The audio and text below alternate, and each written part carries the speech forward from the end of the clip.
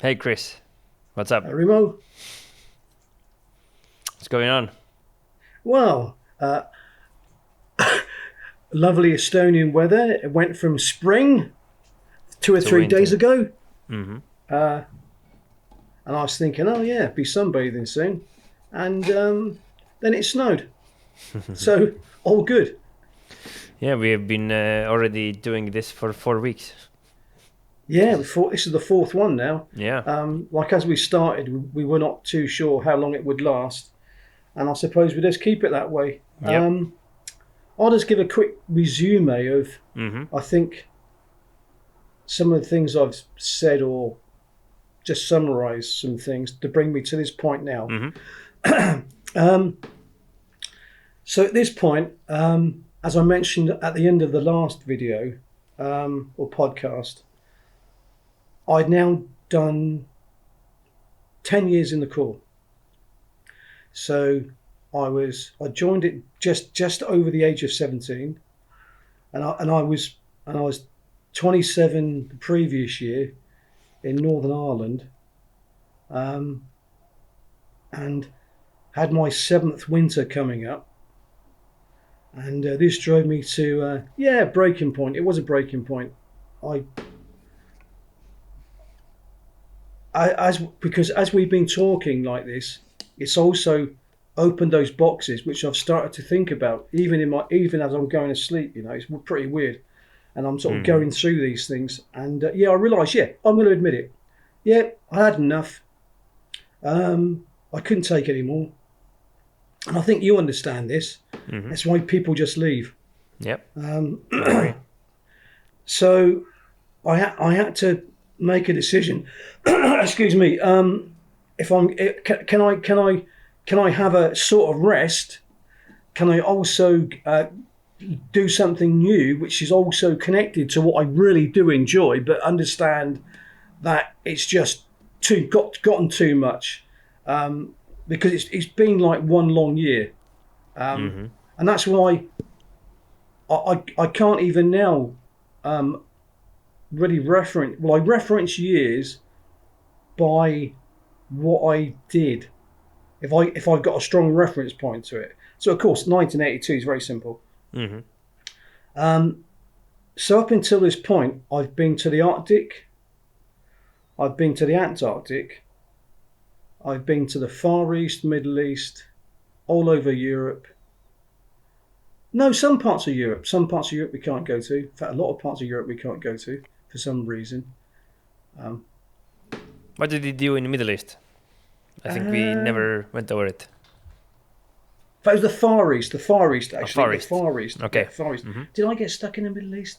No, the Far East. Far East with Hong Kong. So I Mm-hmm. talked about with our catching illegal immigrants Yeah, coming across the exactly. border, and that was Yeah. it. Mm-hmm. That's as far as I got out there. Mm-hmm. The only opportunity I got to go to the Middle East actually was with the Estonians, but the Norwegians stopped it, which I'll come on to at a later Yep. stage. So basically, I've been to so many countries that I'd have to sit down and just mentally try and go through, like Turkey, Malta. Um, it's just weird. You just go and you just sort of forget because, as I said, it's done. You go somewhere else. Mm-hmm. Um, so that's the pot is full, and I'm now going to go on my instructor's course. And this was called, or comes under the title of platoon weapon instructor, and the platoon weapon instructor branch. I actually had someone say to me recently, "Oh, when you mentioned that you were a platoon weapon instructor, we thought, oh, you just teach weapons." And you, of course, realised that wasn't the case. And I explained to him it was just a job title, because otherwise it'd be quite long. Mm-hmm. And also, it's a historical title as well. And you know that the Brits in particular are quite into their history. Um, and not everybody is an instructor just because they're an NCO or officer. Of course, um, there should be different capabilities according to rank, You could also argue, though, that every NCO is an instructor if you provided the course and the tools to do that. And if you do it properly, it's a very intensive course, which only some people can do, pass. And not everybody needs to be trained to such a high extent. So the way we do business, when you go on NCO and officer courses, you get trained as a simple rule of thumb to be able to practice people in the skills they've been taught. As a trainer, as a teacher, you will teach a new skill. You will teach it from the beginning. That's the big difference. And other things we also learned on this course. And I'm throwing it out there now because it will become more relevant as I touch on to my future installment in an army, which ironically was for the same length of my British full tour. Although saying that, because of my time in British uniform in the Baltics, I actually have spent more time with Estonians than I have with British. And I think it works out as something like 27 years with the Estonians and 20 years with the British. I've got to stop saying I picked myself up for this when I listened. I think it's normal. And so there's three types course, right? Yeah, there's three types of instructors we have. One is a physical training instructor, which I think is very self-explanatory. And yet again, because our core is so physically standard orientated, our physical training branch is awesome, absolutely awesome. And you can find lots of videos on YouTube of our physical training instructors taking people through their daily life, and it's awesome, and it's very demanding. And I know when I was a recruit, I feared them, and you knew that when you met them for your 2-period instruction, you would not finish that until you were really very tired. Then you've got the drill instructor, and this is the instructor who will teach how to do ceremonial, how to do drill, the normal things associated with marching. So like administrative stuff. No, it's not administrative. Right? It is, teaching. It is teaching marching skills. Things in the camp. And if you do it to a high standard, there's actually quite a lot to it. I was very pleased there was a dedicated drill instructors branch because I had no wish to do that. So with all due respect to the drill instructor branch, thank you for taking that off my shoulders. It was not my cup of tea. That left me, left the last, or one of the other instructor branches was the platoon weapon branch. And I've got to admit, this was the main instructor branch for the Corps, because this is the one that is going to teach all weapons, all individual skills, tactics, and they're the ones that you go to when you need to know anything about the Corps military life. And there's 2 graduations of this. There's a class 2 and a class 1. And the class 1 is for sergeants and officers. I'll come on to that later on in my career. So this will take me back to what we termed the factory. The factory being the Commando Training Centre. From now on, I'll just call it the factory. The Royal Marines have got its own unique sense of humour, which I'm sure you understand. With any army, it's got and it's like a tribal thing. But we've got our own individual sense of humour. So they would refer to us as camping instructors because we teach how to live in the field. We would refer to SBS as bubbleheads because they're divers. And so on and so forth. but we can be self-derogatory amongst ourselves, but we don't allow it from the outside. That will be stopped immediately. I think that's healthy. So we called the Commando Training Centre the factory, because literally you go there to be manufactured, let's just say, into a product. Mm-hmm. And we also refer to it as a sausage machine, because you're going to go there on day one at the beginning of the sausage machine. You're going to get shoved in like a piece of raw meat, and at the end of that training package, you're a defined product. And at the factory, we train officers, we train specializations. For example, I'm going to go back there as a PW. We train recruits, and we also train all the NCO grades. So this is quite a unique thing to the Royal Marines, where everybody's training together, and that's a very healthy thing, because I think it promotes standards. And it promotes standards which can be visibly seen between all ranks and all specializations. And I also think it's a very, very efficient way to do it. This camp is also built next to an estuary, which also provided the ability to get into water and the mud for corrective, let's say corrective treatment. And you can also find that on YouTube with people doing mud runs and things, which is a really good form of PT. And it's got all the gymnasiums, it's got the drill square, it's got the accommodations, it's got all the store facilities, and it's done in such a way to create like a clock, like the units of a clock. It all works together. Mm-hmm. For efficiency. For example, in the morning, you will be in a situation where first thing in the morning, 1,000 people will have to draw a rifle or other weapons from the store, and it's got to be done very quickly. Mm-hmm. So there's method to this madness, and it really is a unique piece of machinery. So it's a very well thought through and practiced. It's very well thought through. And the training programs.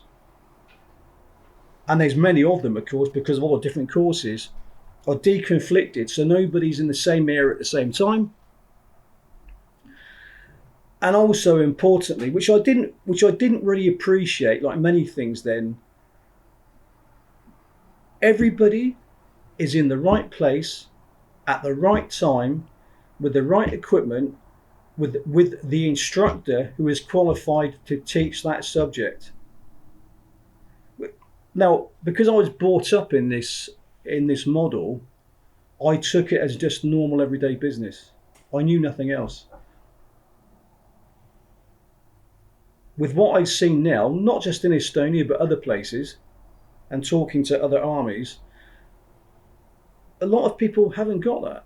And when you haven't got it, it really creates problems. And I'm quite sure within your military service, you've seen some things that you were not happy with. So I've come now to be part of the factory. Mm-hmm. So how do you make the sausage? Yeah, well, to make a sausage. And of course, when you leave the factory with the qualification, it is also very useful, because when you go back to your units, you are able to not only practice but teach new skills in that unit, and you will be called upon to do that. Mm-hmm. And you'll be also called upon to look at and mark standards, and also be asked for advice on training. So this is now putting you in the driving seat. And when you become a platoon weapon 1, that really does make you the driving instructor. Mm-hmm.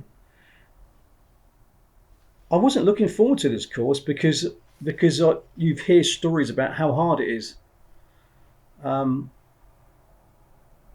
Okay, that's life.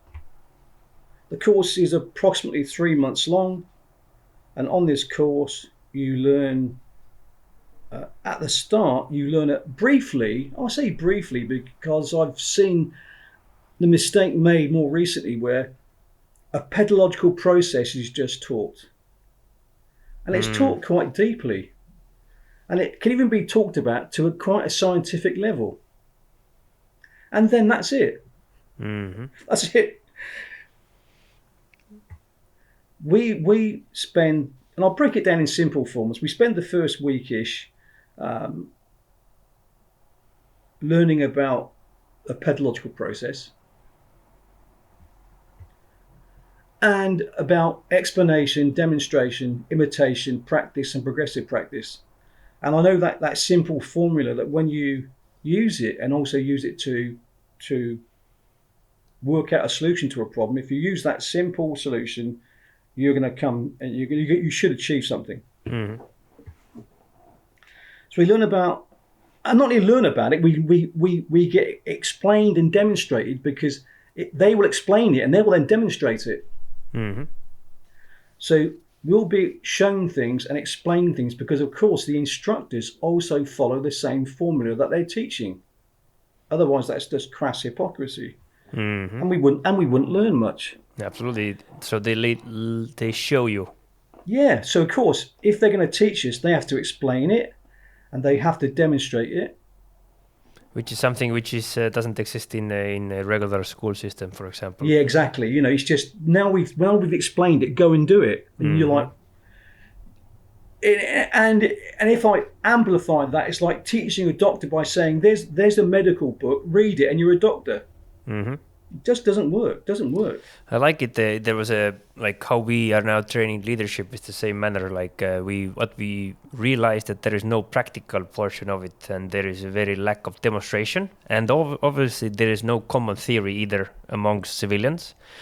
And then what we eventually we saw a book which was written in 1952 by Americans. It was just American instructors' book. Mm-hmm. Like a manual, and they had this kind of theory: 10% theory, 25% demonstration, 65% practice. Yeah, absolutely. Okay, that's a great formula. Mm-hmm. And of course we don't stick to it. You know, that 65% done, etc., etc. Exactly. But it's great that you've got that. I like to use the term skeleton. You've got a skeleton to work from, and you can then add extra things to it. Yeah. Because it could be a little bit more explanation, could be a little bit more practice. But certainly, I know, and this was certainly later on in life, I could just identify a problem very quickly, because you've not practiced it. Mm-hmm. You've explained it and you've not shown it. Also, what I found out in later life, if I use that term later life, and I think you know what I'm talking about, is that people who explain things didn't know what they were explaining. Mm-hmm. Does that make sense? Absolutely. You know? And if you only explain it, there's no proof that you fully understand what you've explained. Mm-hmm. And also, one of the processes that we also learn is about question technique. Mm-hmm. And why questions are given and why questions are taken. For example, questions are given to confirm what you've just taught. Mm-hmm. Questions are taken to clear up any misunderstandings. And also something you may have missed out. You may say, good question. I did not mention that. I'm going to mention it now. Mm-hmm. Or absolutely. I'm going to go on to that subject at a later time. Mm-hmm. But questions not only test the audience, they test the instructor. They are necessary. And very necessary. What we are now also teaching is that there is two different things between who is an instructor and a teammate. Mm-hmm. So what I've recognized is that it very often happens where everyone listens a theory, they listen to the 10%. They have seen a piece of demonstration by someone, they have never practiced it. And now they go and start pointing fingers to people in their team that, hey, you should take ownership, you should do a readback, you should ask questions, you should do X, Y, Z. And now what I tell them, that after you go through a course or whatever, you do not become an instructor, because teams don't need instructors. They need team members. Now, team member does what? They start practicing and testing. So 65% of their time and effort goes into practicing, figuring out how to do it. Then eventually they become a demonstrator. And now, if you are now a demonstrator and you're doing it well because you have practiced it a lot, then people come and ask you, hey, how do you do it? And that's the time when you are allowed to speak about the theory, because now you understand what you did, you are a demonstrator, and now that's why they come and ask you. But most people do it the reverse. They hear the theory and then they go and start speaking what everyone else should do. There's quite a lot there actually that you said is very important, because you can have a teacher who can't do, and you can have somebody you can do but can't teach. With me on that? Yeah. You need someone who teaches, who can do the subject, has done the subject, is very proficient in the subject. Because he will have to either personally demonstrate it or teach demonstrators to perform it, and he can also critique the demonstrators to ensure the highest standard, because the people who watch the demonstration will reflect what they see. The problem that I saw in my future life was somebody has just said everybody's an instructor just because they've got a badge on their arm. And then when we go into that wicked problem situation, not only have they got a badge on their arm, but what qualified them to get the badge? I've got to be careful on this subject, because when we come to it, it can be quite difficult to explain it. As an educational thing for people listening here in Estonia. It further exacerbates the problem when you then say that man is a trainer, because he doesn't know the subject. In fact, I don't think many people even understand what the subject is, and he's now giving his own version of it. I won't go any further than that. We'll come on to that in greater detail later. Do you follow that? Yeah. I hope the listener does, and if they don't worry. We'll talk about it in a future episode.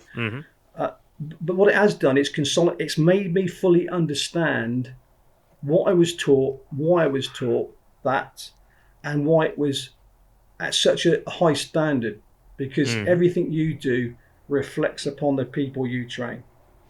And what I've seen is interesting, like working with civilians and also looking back previously, because we were also trained instructors. We went to instructor course, part of the NCO school. It was just 2 weeks of training, different subjects. You go through it, repetition, and eventually you go to your own unit and you start doing the training yourself. And depending on how much effort you put into your craft and how much you know as an expert, that will determine how good you eventually will be. But it's all practice. Nobody is able to give you all the theory. Nobody is able to give you all the demonstration for all situations. It's eventually what you take from it. You take the module, you take the structure, and you start implementing it, and then you get and gain your experience, and you get to the right level if you listen to the right feedback and the wrong feedback, and you take out what was meant for you and you apply it and test it out again, and you repeat the cycle all the time continuously, and that's how you get to be really good. And now when we are doing it in the civilian sector, then it applies with all the skills. Leadership is a skill. It's not something that is given. It's something that can be taught. There are so many different theories. There are so many different people. And most of the things what people actually think in civilian sector, there is not a easy theory. There is no specific theory that everyone is given, which means that everyone has their own theory. And eventually, but what we have in the civilian sector, we have a lot of demonstrators, and they are successful if you look at their organization, but they may not be successful at all in leadership. They have been having a good group of people who seemingly are doing great, but in reality, if you start looking into it, they really are not doing a great job. Now you have a lot of demonstrators who are bad.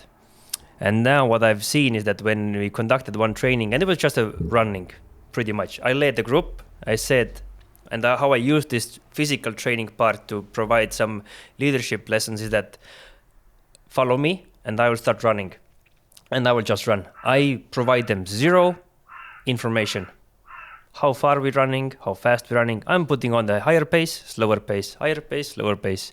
And eventually what happens, initially it's ha ha ha. Eventually everyone is looking at it down. Everyone doesn't want to ask any questions. Everyone is just quiet.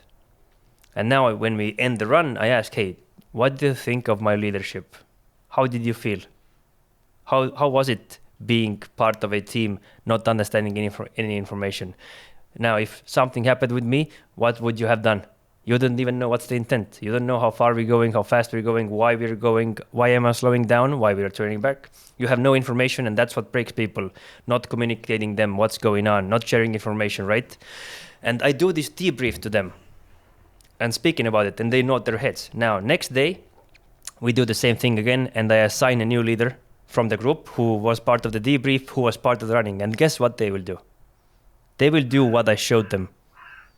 And the leader who I actually provided the debrief, the words of what I did was wrong, he, like 99% of time, he will just do the same version of what I provided them as a training. Not speaking with the team, not doing anything what I debriefed, but they will just do things what I showed them. And that's what, to me, shows like really well that the example of what you do is so much more powerful than the words, because if you're speaking the words but you're not doing them, then nobody cares what you spoke.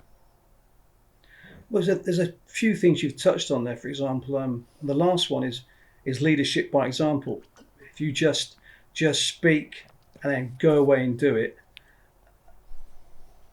Although, of course, there are times when when you've done enough and you've led enough and you've led by example, you then have the right to say go away and do it, because that's progressive practice. Yep.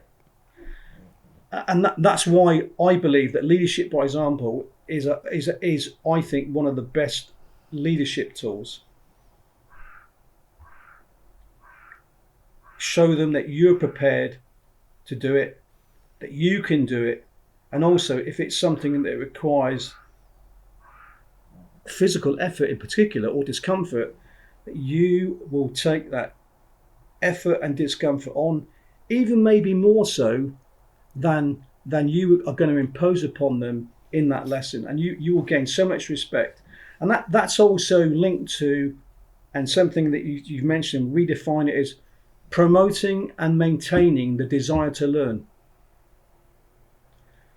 For example, when you joined your SF job, you must have had a deep desire to do that, and they must have promoted that desire within you. Otherwise, you wouldn't push yourself through the limit. You just, there's no point. Why am I doing this? Give up. You give, because it's too easy to give up. Yep. So, going back to your run, and I thought that was a clever way of actually putting that across at the end. Is to give a reason why. Today, we are going to go for a long run.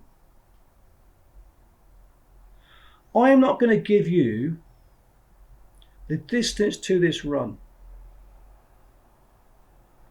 So you can't say to yourself, oh, in 40 minutes, it's over. I can have tea and stickies. I can go to the movies. I can go and see my girlfriend. Well, war isn't like that. And also, if we break contact, we may have to move over a distance being chased that we cannot define. We have to keep going and going until we've broken contact. So today, I'm going to take you for a run.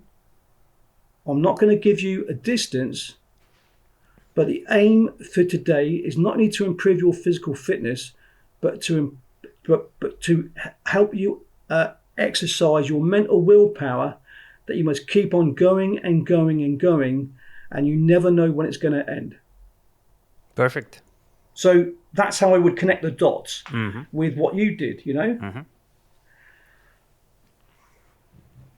rather than, because especially having been a soldier for a long time, I never forget as a young guy without any rank and being led, that if you are not told why,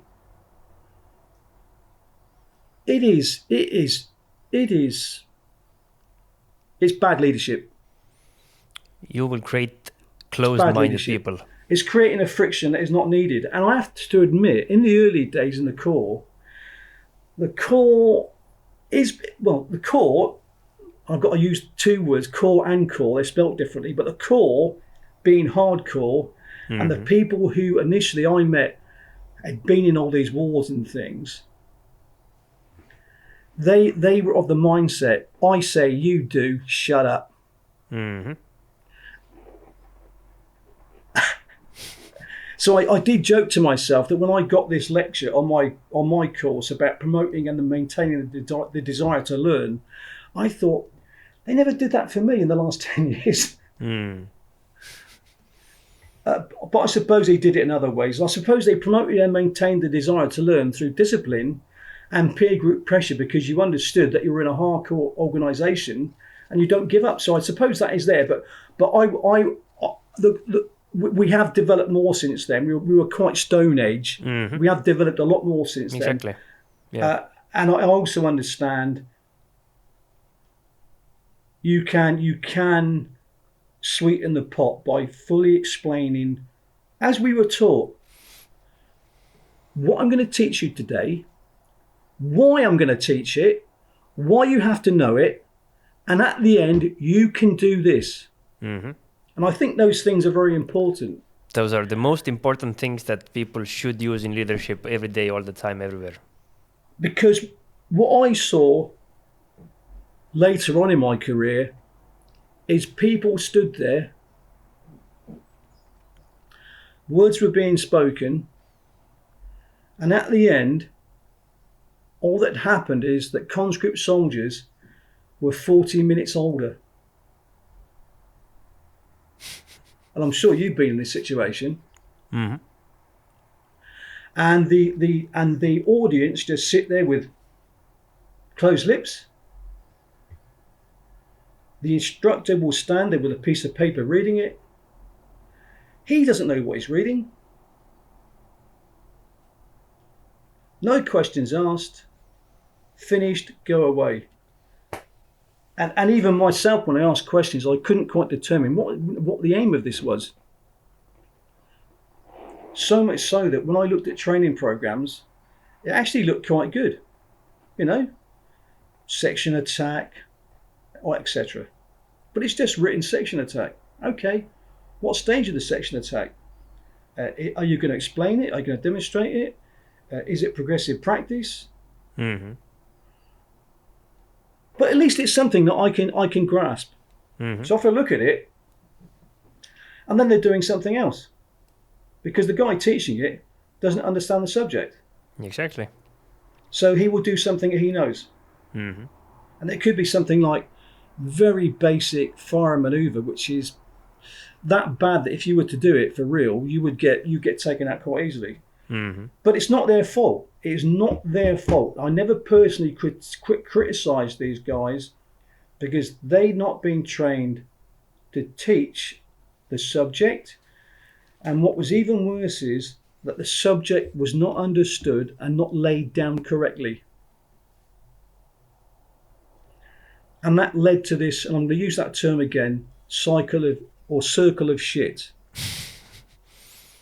Everybody is like this. Everybody knows something's wrong, but nobody can define it. So let's just get the day out the way, tick the box, job done, move on. Mm-hmm. And I'll explain that in greater detail in the future. And if you do that in war, you will die. Exactly. Now, so that's why how this kind of thing can kind of evolve or exist in a kind of controlled environment, which it exists in a thing like a military, mm-hmm. or can exist in a military when it is not supervised.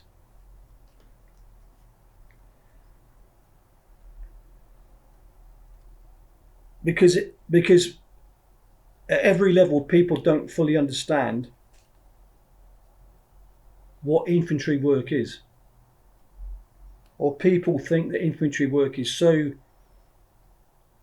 nimnosko, I use that word because it's relevant to the mindset, that you've got a rifle, charge, run towards the enemy, job done. And that's Listen it. Hey, to the order. That's it, yeah. Do it. Just run towards the enemy and shoot your rifle. And of course, that is acceptable if your tactics are you've got so many millions and millions of men and you don't care about your soldiers' lives, that they will just charge like lemmings towards machine guns and all die, and eventually the enemy that you're attacking run out of ammunition. Now, if that's your tactic, that's the correct training program. Yes. It is. And it's what the Russians actually used in World War II quite successfusly to stop the flow of the German advance. And they're doing it the same at the moment. But eventually, yes, they are. Because the Russians, thankfully, they learn and they forget. And I think it's partly due to corruption. It's part Thankfully. They have also been winning. Yeah. So we won, job done. Let's go back to, I won't get into the politics of that. Let's leave it there, but we made this, it is relevant at a later stage. Now, on this business model with an army that is funded, or any institution that is funded by the government, it's got a limitless credit card or debit card. Every year we're going to give you your debit card. You can spend it how you want. You can use it how you want, and you're going to get it again. Now, if it's a business model, you know if you fail by not using that money correctly in your business because you can't. In this example, you're selling a product. Well, the product doesn't sell because nobody wants it or it's badly produced. You're going to go bankrupt. So it's clearly seen that whatever you're doing, it can't be worthwhile. In the military world, and this has happened in many armies, and the British Army as well, many times, lessons learned, back into easy street, ignore the realities of life, get the HQ concept or mindset, ignore about the boots on the ground and the hard realities of war, and you find out very quickly when war happens. The problem is then it's too late. It's too late. So that's the main difference in my opinion, as you have said at the moment spoken it, is that the combat experience and the wartime army who is actually doing the fighting, it's a vastly different experience than peacetime army. It has that's why I think that the business world is more like a wartime army because there is no breaks. There is no your competition is maneuvering constantly. The environment is changing. You can't go to school. A business is at war every day to survive. Exactly. An army at peace will survive, good or bad, because they're being funded. Now, you asked me previously lessons learned at my level in the Falklands War. And that was a good question. And I said, they didn't learn anything because I've been trained. It's too late to learn on the battlefield. Yeah. Unless you're prepared to take casualties to learn, which I think is ridiculous. And that's why every sensible general or superior officer throughout the ages, going back to, is it Suvorov, who actually was of Scottish descent in the Tsar's army 200 or 300 years ago, and Rommel, they've used the same sort of maxim, which is said differently but means the same thing. Train, sweat in peace, saves blood in war. Mm-hmm. Train hard, we say fight easy.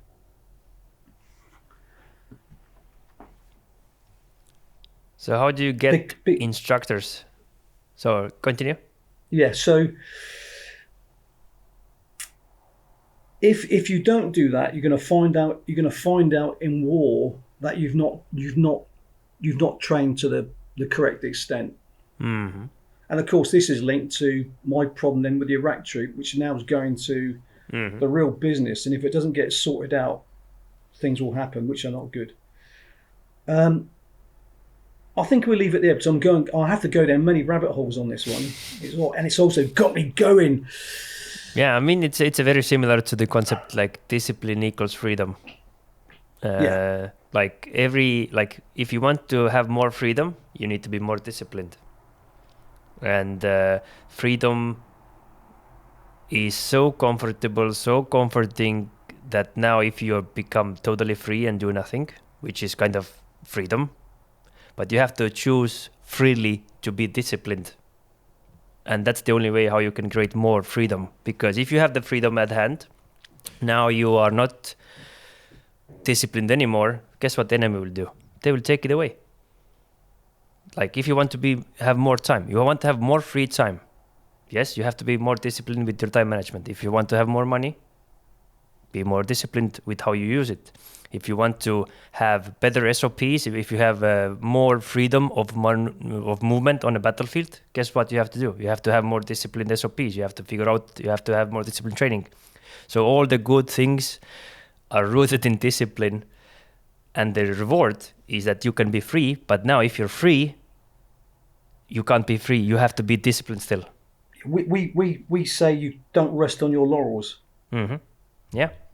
And it's very easy to do. Mm-hmm. That, and yet again, it is linked to what I also said before. When we came back from the Falklands, it was by instinct. It was job done. Forget it. Next exercise or operation we have to go on. We now train for that.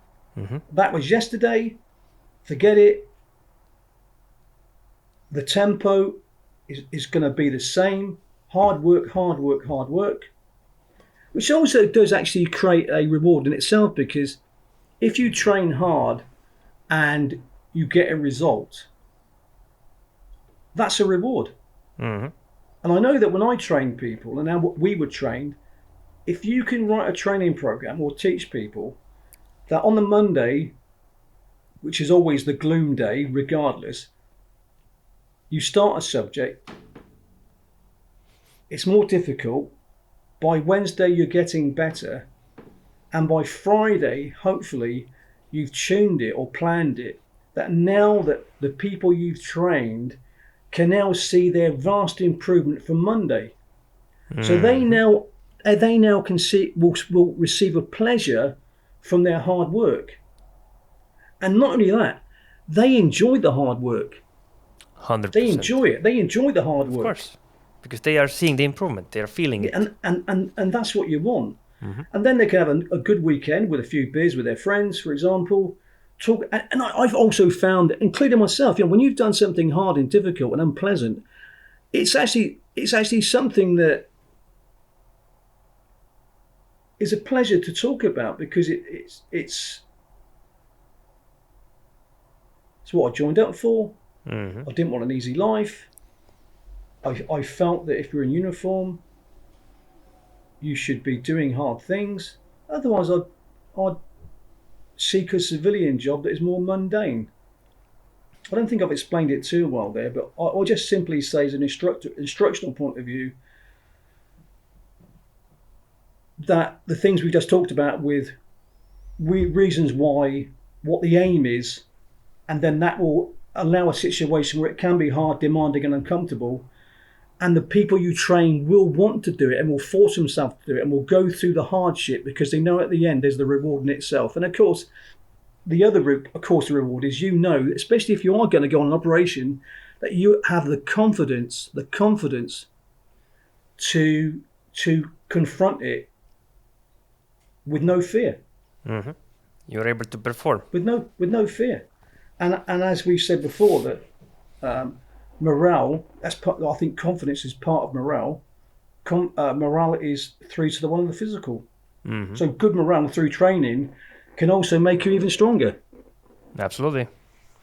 So getting back to the instructor's course, being taught how to achieve this, we learn to teach all the platoon weapons first.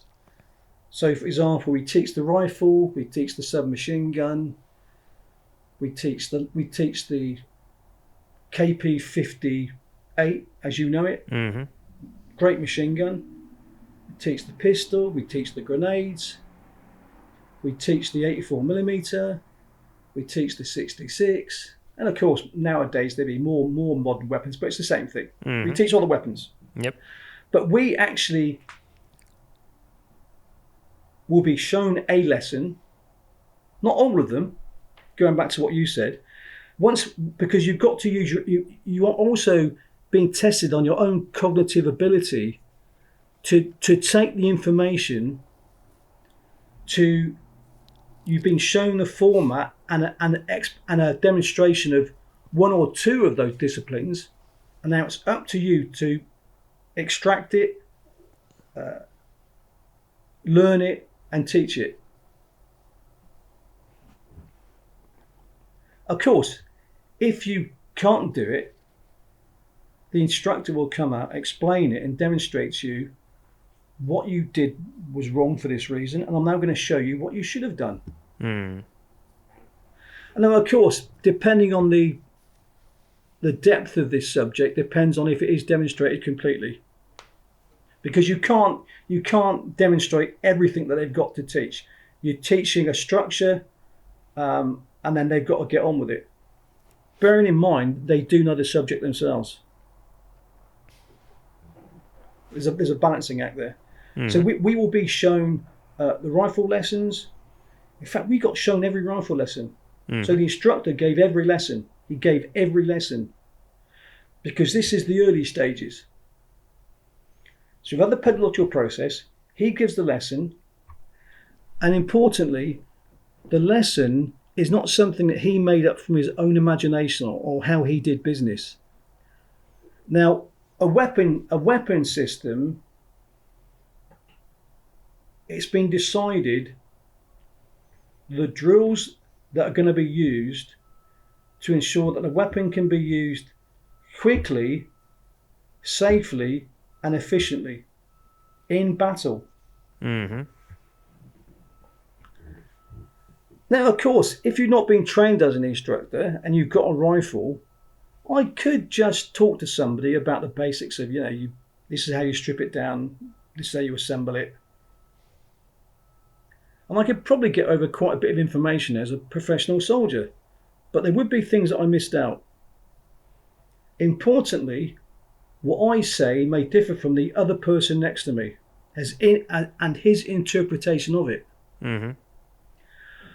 Also, if the person I've trained and I'm not qualified kills somebody accidentally with that rifle, he's not been qualified under our regulations by a trained instructor who's also done a test to prove that he's can fulfill those skills and drills, which goes back to the weapon pamphlets that we have.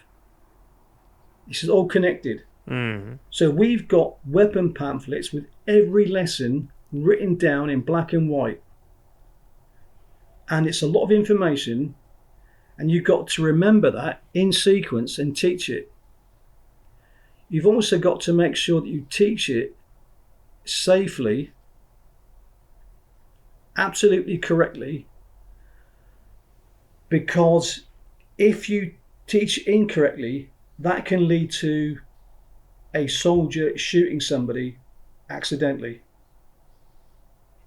Also, if the drill is wrong and there's something that we didn't know, which does happen, the GPMG, for example, when it first came into service, somebody was shot with that accidentally when the gun group moved, and when the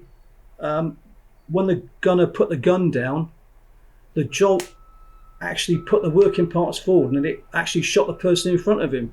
So from that, they developed another drill to ensure that can't happen again.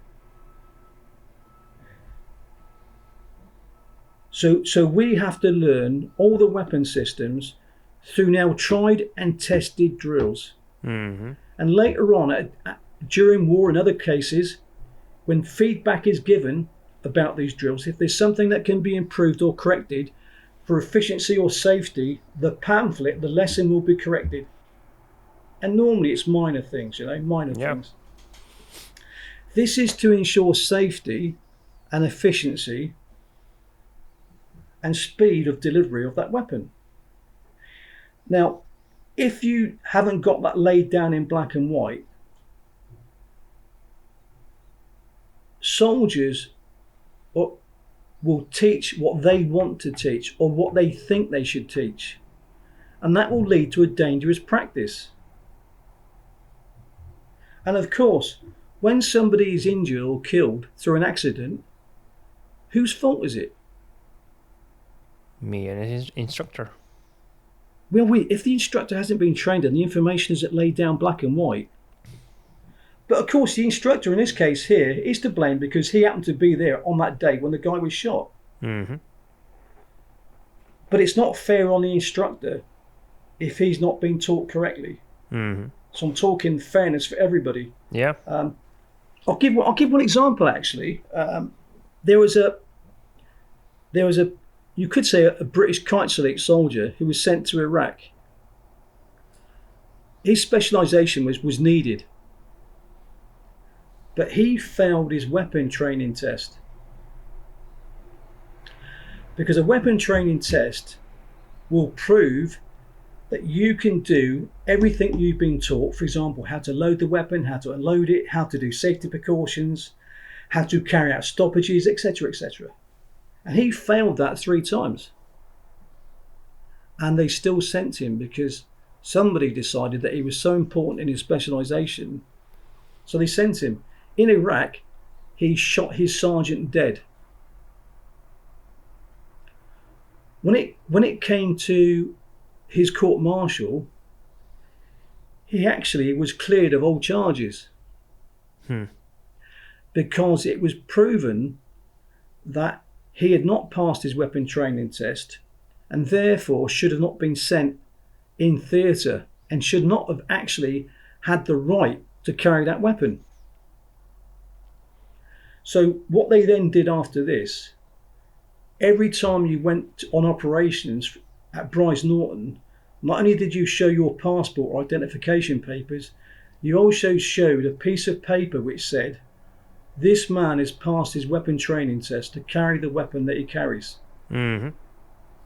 Now, if he hasn't passed his weapon training test and he's got that paper, somebody, somewhere, if he has an accident, is going to be held accountable. Yeah. If he shoots somebody negligently, it has been proven, or I should say, if he shoots somebody, it can be proven that he's negligent because he's passed his weapon training test, which has proven that he's been taught it, understands it, and can do it. Mm-hmm. So it was his negligence. Yeah.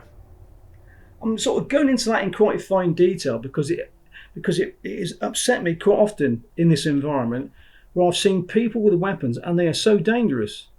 Yeah. And it's not their fault. No. It's not their fault. It's not. And not only that, they're not being used to their best effective ranges. Or their shooting standards over a certain range is so bad, you're not getting out of this weapon what it can produce. And that's just a waste of ammunition. And for example, the KP-58 is a prime example of this.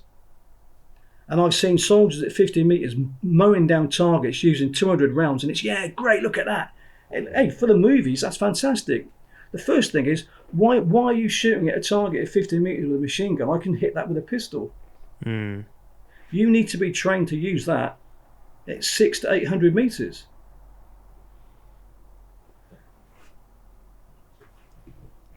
I am making a bit of a song and dance about this because it's so close to heart, and it explains why we teach our weapons, and I understand now why we teach our weapons so correctly,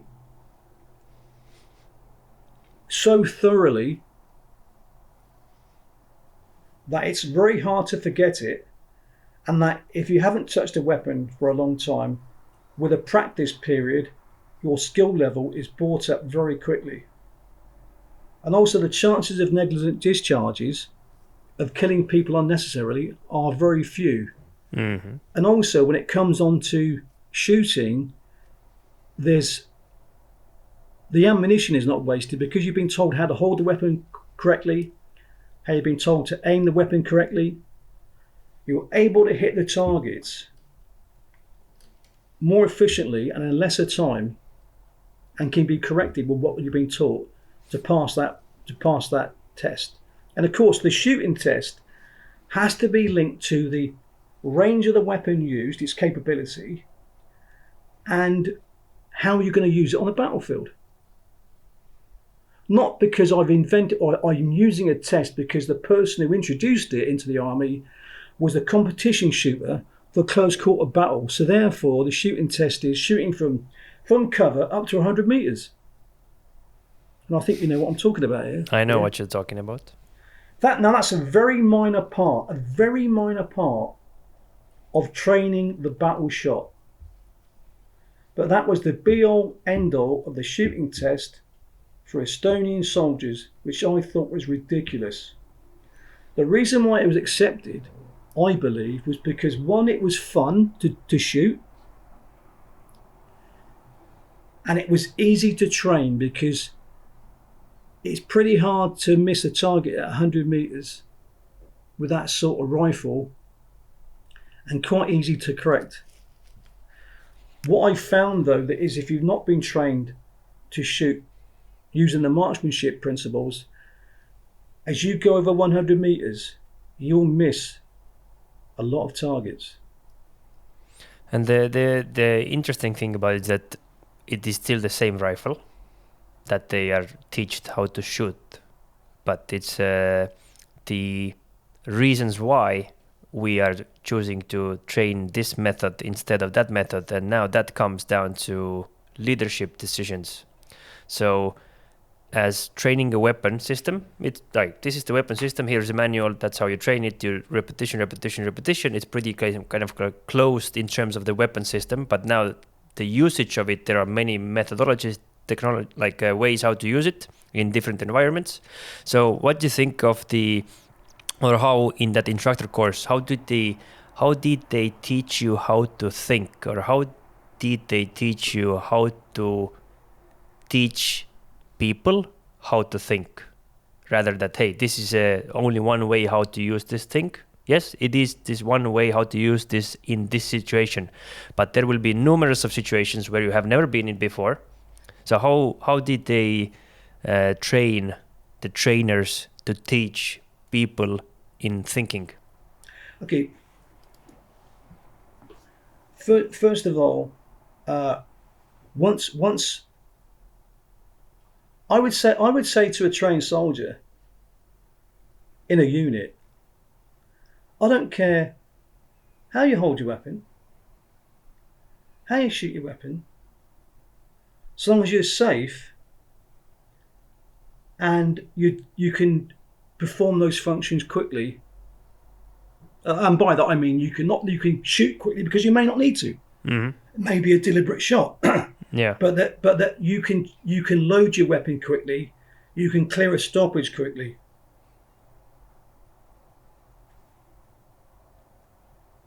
And I know that personally, excuse me, I could carry my rifle. Let's use that one platform. What would appear to be a lot more casual than what I would allow in a lesson. And also how I would adopt firing positions may be more adapted to my body shape from exactly what I've been taught, what I would teach in training. However, if that man makes a mistake, or I think now that's not just his own, I wouldn't use the word casual, I'll just say his own personal way. If it's going to be dangerous, unsafe, or then not able to carry out the skill properly, then I'm going to come down on them very quickly and make him do it by the book. Mm-hmm. You must teach by the book first. And I because I think I know where you're coming from, because when I wasn't trained on his course, I could be quite critical of, oh my God, they're platoon weapon instructors. They insist upon this standard and they insist upon this. And I know there's a few shortcuts for this drill and you can do this and you can do that. But I've made some shortcuts based on my knowledge of exactly the 100% way to do it. Mm-hmm. I get what you mean. So I'm now using my cognitive ability because I know how everything works, and I know in this situation I can cut a few corners. But it's still on my head if it goes wrong. So I actually on this course became fully convinced and understood why weapons in particular have to be taught exactly by the book. And afterwards, if you want to relax a bit, as long as you can prove it to me why you're doing it that way, I can live with it. And it's safe, you know? Mm-hmm. But those drills and skills did not come about by chance. A lot of people, and we've got the School of Infantry, and they work out all these drills. They write the pamphlets, and what they then say is that as you use the weapon systems, if for any reason you believe that you can improve the drill, or the drill is unsafe, write to us, and they will then filter it, test it, try it, and then if they're right, if they find they're proven right, they will then change the skill in drill. Mm-hmm. And this is for all weapons. And yet again, I fully understood it when I came to the new environment, and it was the Wild West. Mm-hmm. And I saw so many dangerous practices and inefficiencies in the use of the weapons. And I also see the classic mistake being made of that by buying new weapons or equipment replaces training. It does not. Nope. Now, does it answer the question? I think in terms of weapons, I get it. Yeah, now, I don't want to go any further than that at this stage, because I think we're going to come to that naturally as I talk about other things. Because and as you read my article about myself training the electric with my team, I think that answered a lot of those things there. Correct? All right. Yep. I think that's where you're coming from here. So I will explain that at a later date. Yeah, let's do it. And I think if I'm going to answer it this way at this stage. Mm-hmm. And it's actually I can digress slightly and paint a little picture. I've talked about weapon drills. To load the weapon, you'll hold the weapon in the standing load position. The right hand will be on the pistol grip. The left hand will be on the stock of the weapon. The safety catch will be at safe. Take a magazine out of the pooch and place it on the weapon and ensure the magazine is fitted correctly by giving it a slight tug down. Then place your hand back on the stock of the weapon, back to the standing load position.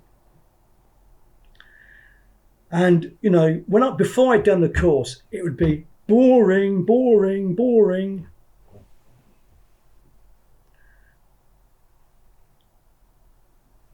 And as we mentioned, once you're out of that system, it doesn't have to be the standing load position, but it depends on the environment.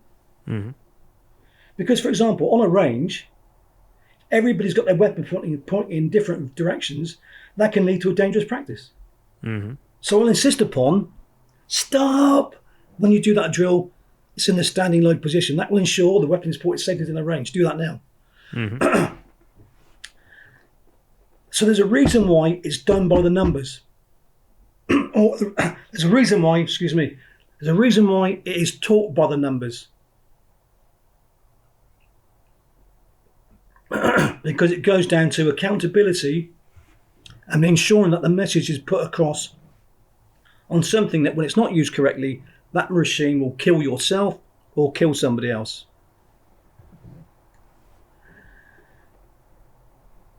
Civilians, in particular, think soldiers are stupid because you do something, you are told to do something, and you do it like a robot. And the drill, as I've described it, does sound robotic. It does sound robotic. Well, I suppose it is. But later on, as we progress, you start introducing more reasons why to a subject, as we've discussed. And then, as the subject gets harder, I cannot give you an exact solution. I've explained to you the reasons why, and in this scenario, you have to think it out. Mm-hmm. That requires cognitive thinking, and cognitive thinking is intelligence. So I call the drill the skeleton, and I call the cognitive thinking the muscle and the shape of the being that's being built. So if you've got a great skeleton, which is great drills, Mm-hmm. if you've got great cognitive thinking, that body is Arnold Schwarzenegger. Mm-hmm. That's how I would paint it as a picture. Mm-hmm. And as I teach battle skills and drills later on, I have to start from a platform that is a drill. So it doesn't wander off into just cognitive thinking. Okay, section battle drill. You can do what you want. Oh, I think we should do it this way. I think I should do it that way. So it's like That's a method of mayhem. thinking. That's mayhem. Mm-hmm. Because of course the drill is based on a structure that has been learned on the battlefield. And I would say, and I'm actually using an example of, I heard someone else say that all drills are learnt from blood. Mm-hmm. And I talked about the fighting patrol when we came under contact. If that battle drill was looked at that we performed by the structure in our strict training, I would have failed it. I would have failed it because the fire controller order I gave did not follow the group range indication type of target. Although I could argue, actually what I did give was a quick fire control order. Enemy front fire! Actually, that's what I did do, really. Except I dressed it up with a few four-lettered words. But I could do that because in that, I won't use the word panic moment. It is a case of in that surreal, shocking moment, the brain goes dead through shock. And a drill is banged into the head as an automatic reflex, which wakens you up from the shock. Mm-hmm. And then when you've woken up from the shock and use the structure which has been proven to work, and also which everybody else understands, and also is a structure that has been performed successfully before, you're not having to cognitively think out a new plan with one that you've already been not only been taught, but you've actually trained to perform. And now you can add on the extra pieces with all the things that I can now see. So I would argue that actually, when I'm being shot at for real, I find the solution is easier to determine because it's literally in your face. I can't go there because there's more around splashing there. I can't go there because I can see the enemy flashes, etc., etc. It's not so easy to see in training, actually. And I know when I train people, I try and put across visual cues which are physical or things that I've said, to give them a mental picture, in fairness, to make the right decision if they use their brains. And also that's why it's so important to explain the whys. Like exactly. why we are training this method.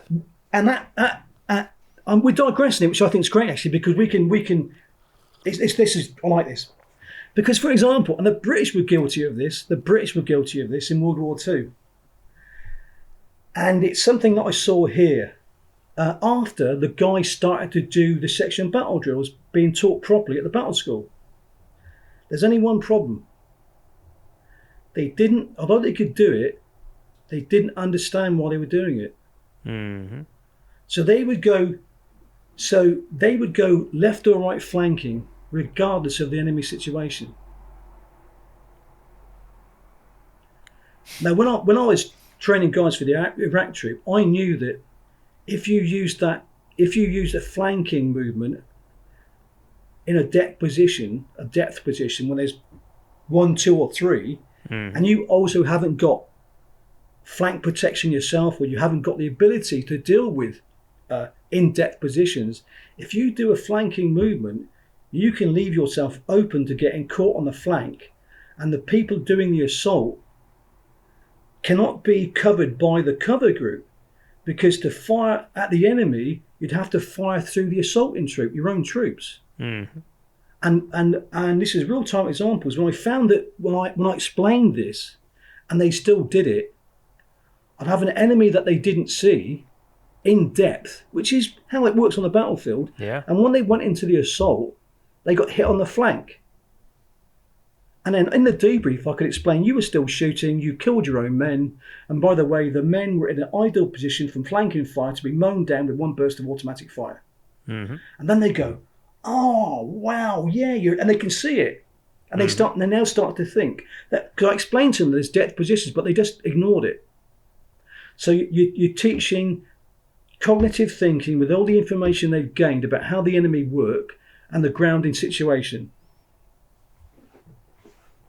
Yeah, it makes sense. It makes total sense to me. Yeah. So I detest it when civilians or anyone says soldiers are stupid, they just do drills, they don't think.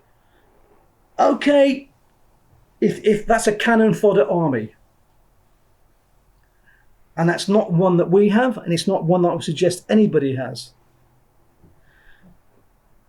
A good infantry soldier actually has to be very intelligent, because he has to be successful, he has to be able to think out the problem based on the skills and drills that he's been taught. Our problem as a trainer, or our job as a trainer, is that realistically, to put him in demanding situations in training that bring out problems that he may have on the battlefield, and that I'm testing his ability to think and work out a solution. Now, of course, when you go into a real-time mission, you can update it to how the enemy operate. So when you know how the enemy operate, you can now add in, you can now give ground situation mission enemy forces real-time, and also train and focus more, not just on that, but focus more on how the enemy operate with this drill and skill. But I don't forget out what I call the big smorgasbord of tools to use, because I'd always refer to this as you have your drill and you have your toolbox of information, and to find the solution to this, take out from the toolbox the tool that you need to fix this problem. Yeah, it makes total sense to me. So once you've taught the drills, you are now allowed to teach these further problems, which actually, in the pedagogical process, is progressive practice. It's progressive practice. And progressive practice can be done every day to a higher extent. That's how it should be. It's virtually indefinite. You can go on and on and on. Because the other mistake I see is, I've taught a subject, whether it's good or bad, I've taught it, forget it, don't teach it to me again, I know that subject. Which you can get away with when there's no standardization and there's no supervision, and it hasn't been laid down exactly what that skill or drill is. Which goes back to what I talked about before, which is when you do have senior people, or which can be even just one rank above, they will just say, that's good. They will return, you're good, because you said something nice to them. And then it's like, we're all good, when really what has happened was a disaster.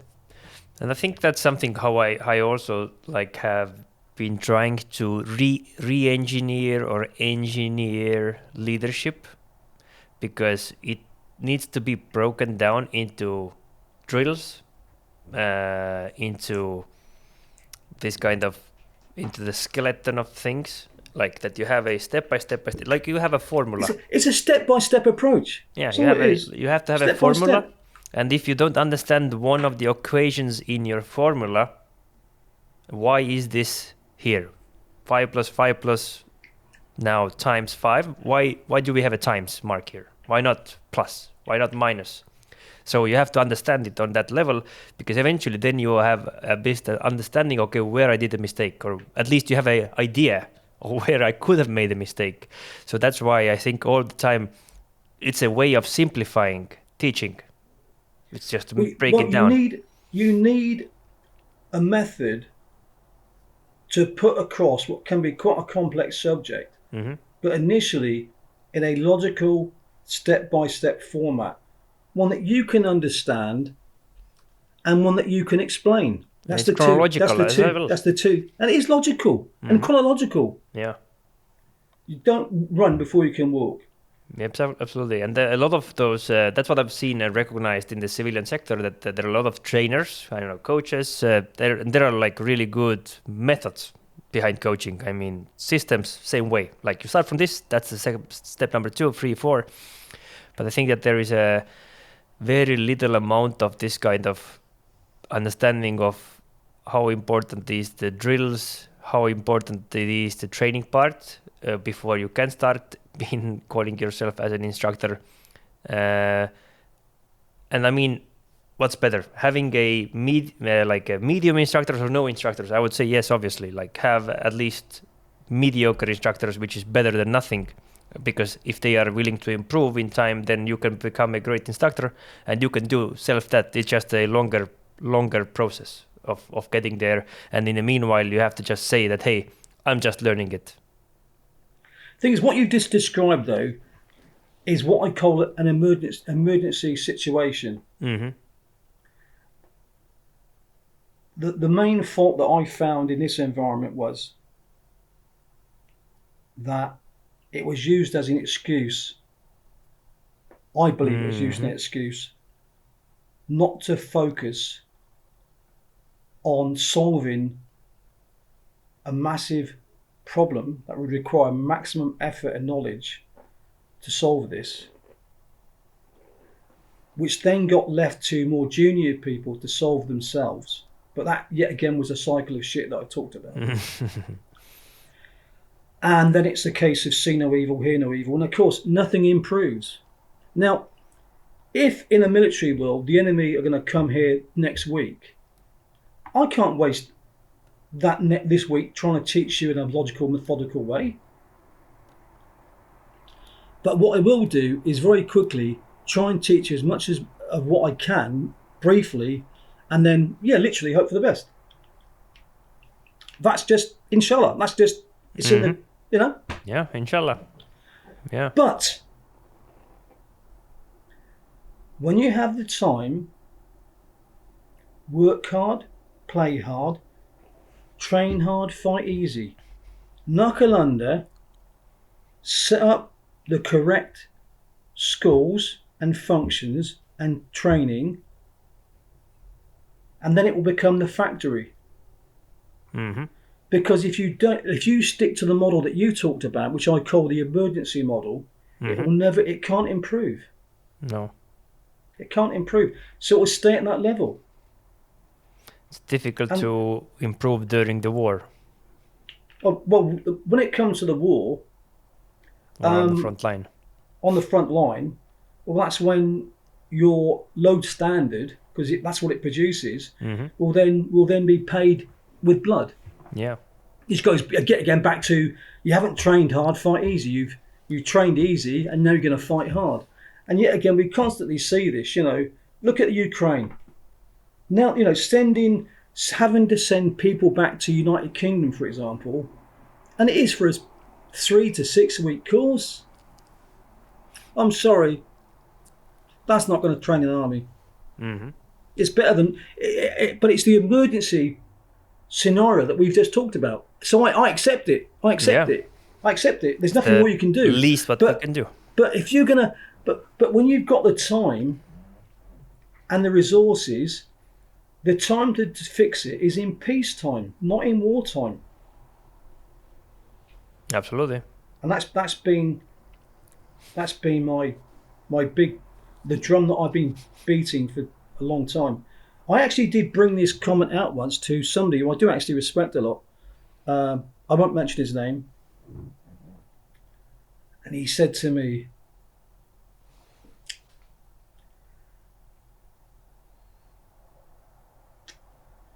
yeah, because I basically gave him a bollocking, And he said to me, his reply to me was, we may lose 50% in war, but we will learn very quickly. I said to him, how about training hard now and losing 10%? Mm-hmm. That's much better. I then said to him, if every time after I trained the Iraq troop, and I used the Royal not just myself and the Estonians trained the Iraq troop,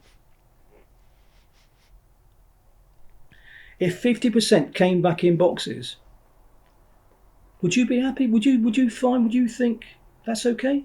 Mm. And maybe the next tour, only 45% come back in boxes, and then 40%. Do you think that's the way we should be doing business? No, of course he knew that was totally ridiculous. Mm-hmm. And then I could see the look on his face was, yeah, you're right. But I did say to him, look, no name. Mm-hmm. If the enemy were going to come back next week, yeah, I accept that. I accept it. I accept it. Yeah, because then that's the reality. And that's the reality. The result of it.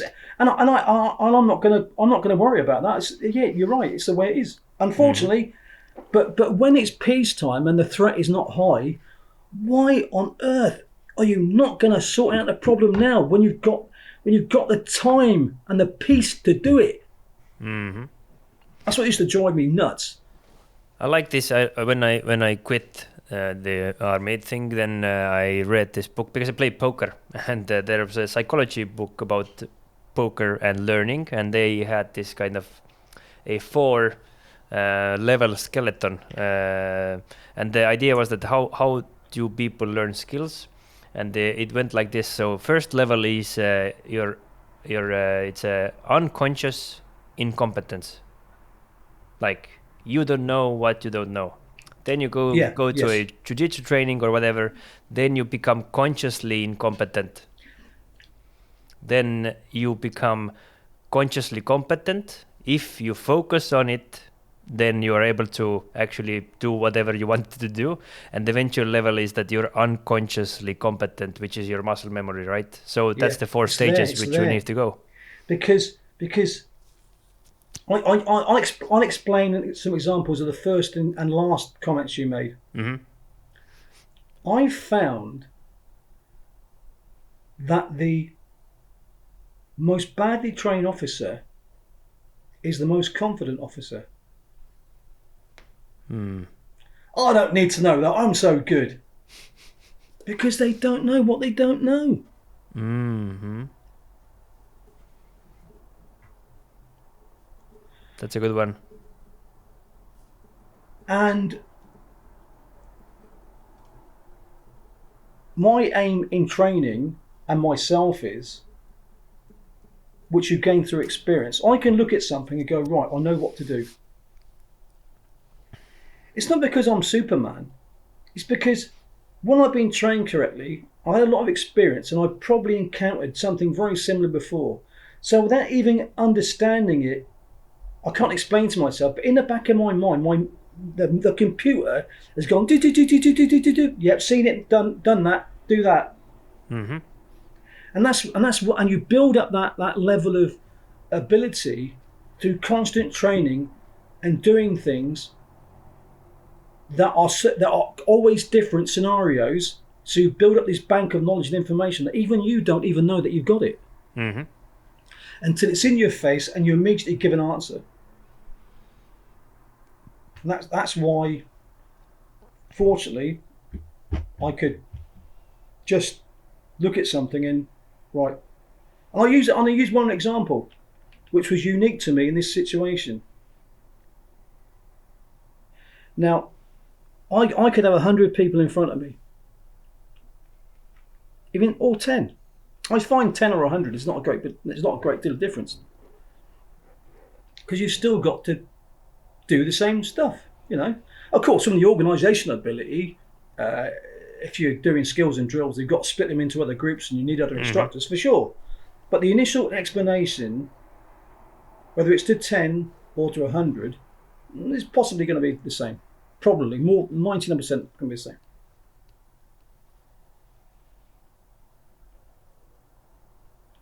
Now, in my previous life, because of the standardization, every time I teach something or practice something, I know exactly what this group has done before. I know what this group has done before. And not only that, I know what this group is expected to perform to this standard.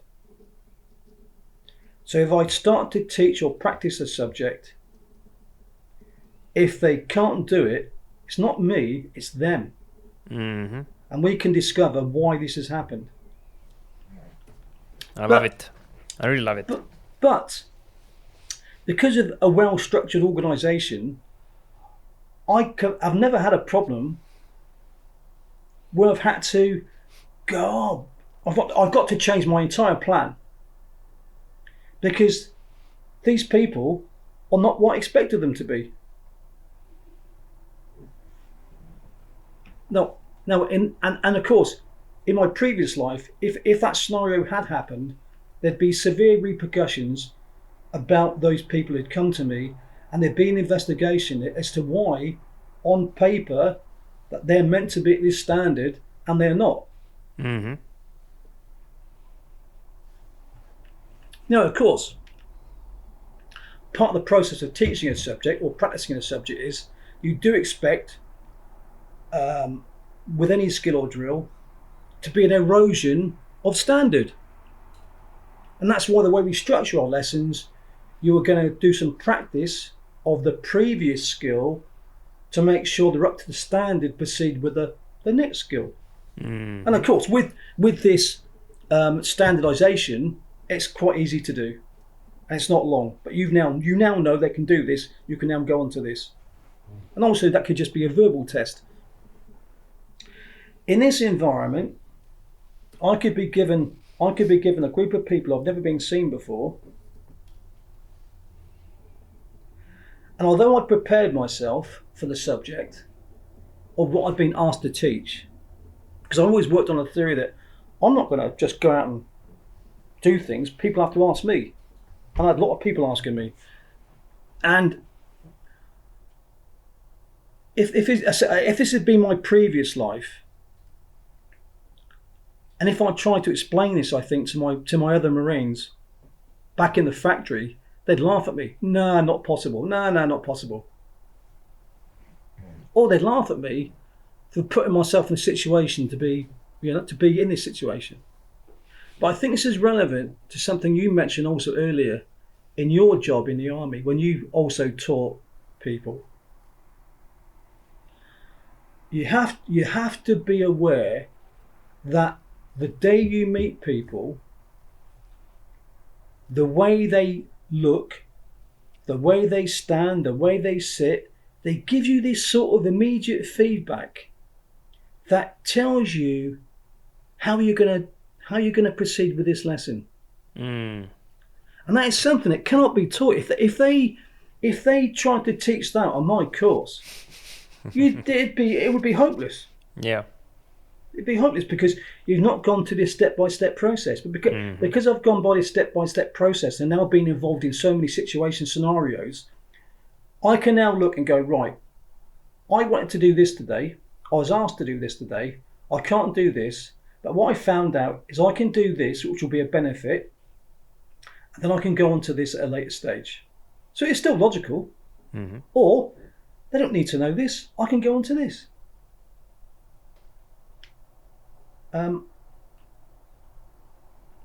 That could be a little bit frightening, but I also found that it was a bit like riding an unbroken horse. You just had to get on it and break it and go for the ride. Because also, as I found in the early days, I could have quite a hostile audience. Why have I got to do this? Which goes back to when you don't know, you don't know. And they think they know a lot. And so that actually created a situation in the early days where people, through a broken or bad training system, thought they knew everything, but they knew nothing. So when they were being taught a subject correctly, there was great hostility because they were convinced they knew more than I did. That makes sense? Yeah, I totally understand. And I learnt to ride that bronco. That's why I referred to it as a bronco, because you had to break the audience. You had to break them to your will. And I didn't learn that. I didn't learn that on any course. I learnt that by doing. And would you also say now, if that would be the situation and now you would revise it, it kind of comes down to that you chose the wrong method during that day based on the audience, that you were not able to deliver the right message during that time? Because if the class fails to learn, I failed to instruct, right? Oh no, I'm not saying I did not fail to teach, and I did not fail to make them learn. I'm talking about the initial contact with the audience. Yeah, absolutely. Okay. This is the initial contact. Sure. Yeah. This is not the end state. This is the start state. Yeah. Where you adjust your starting point. Yeah, I adjust. How you tone it. And for example, I learnt this. I could not behave in that disciplined approach towards them as I would have done in my previous life, because it just created such hostility. So I would make myself humble. And I'm not saying I didn't make any mistakes in the early days. I'm sure I did, where I got some people quite excited when I didn't need to. I learnt by doing. But I did learn quite quickly that I would explain to them what I wish to teach. If they have a better way of doing it, they can teach me. They can teach me. So I'm now going to talk about this subject, and anytime if you've got a question, if at any time you think you can do it a better way, you can stop me and you can get out front and you can explain what you should do. Yeah? And that's how I broke that horse. Now I broke some golden rules there, which I was taught as a trainer. So this is how, which now I think also helps to answer the question before.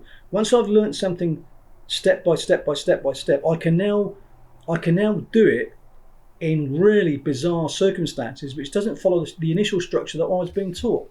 But if you look at it in detail, what I have done though is I've given them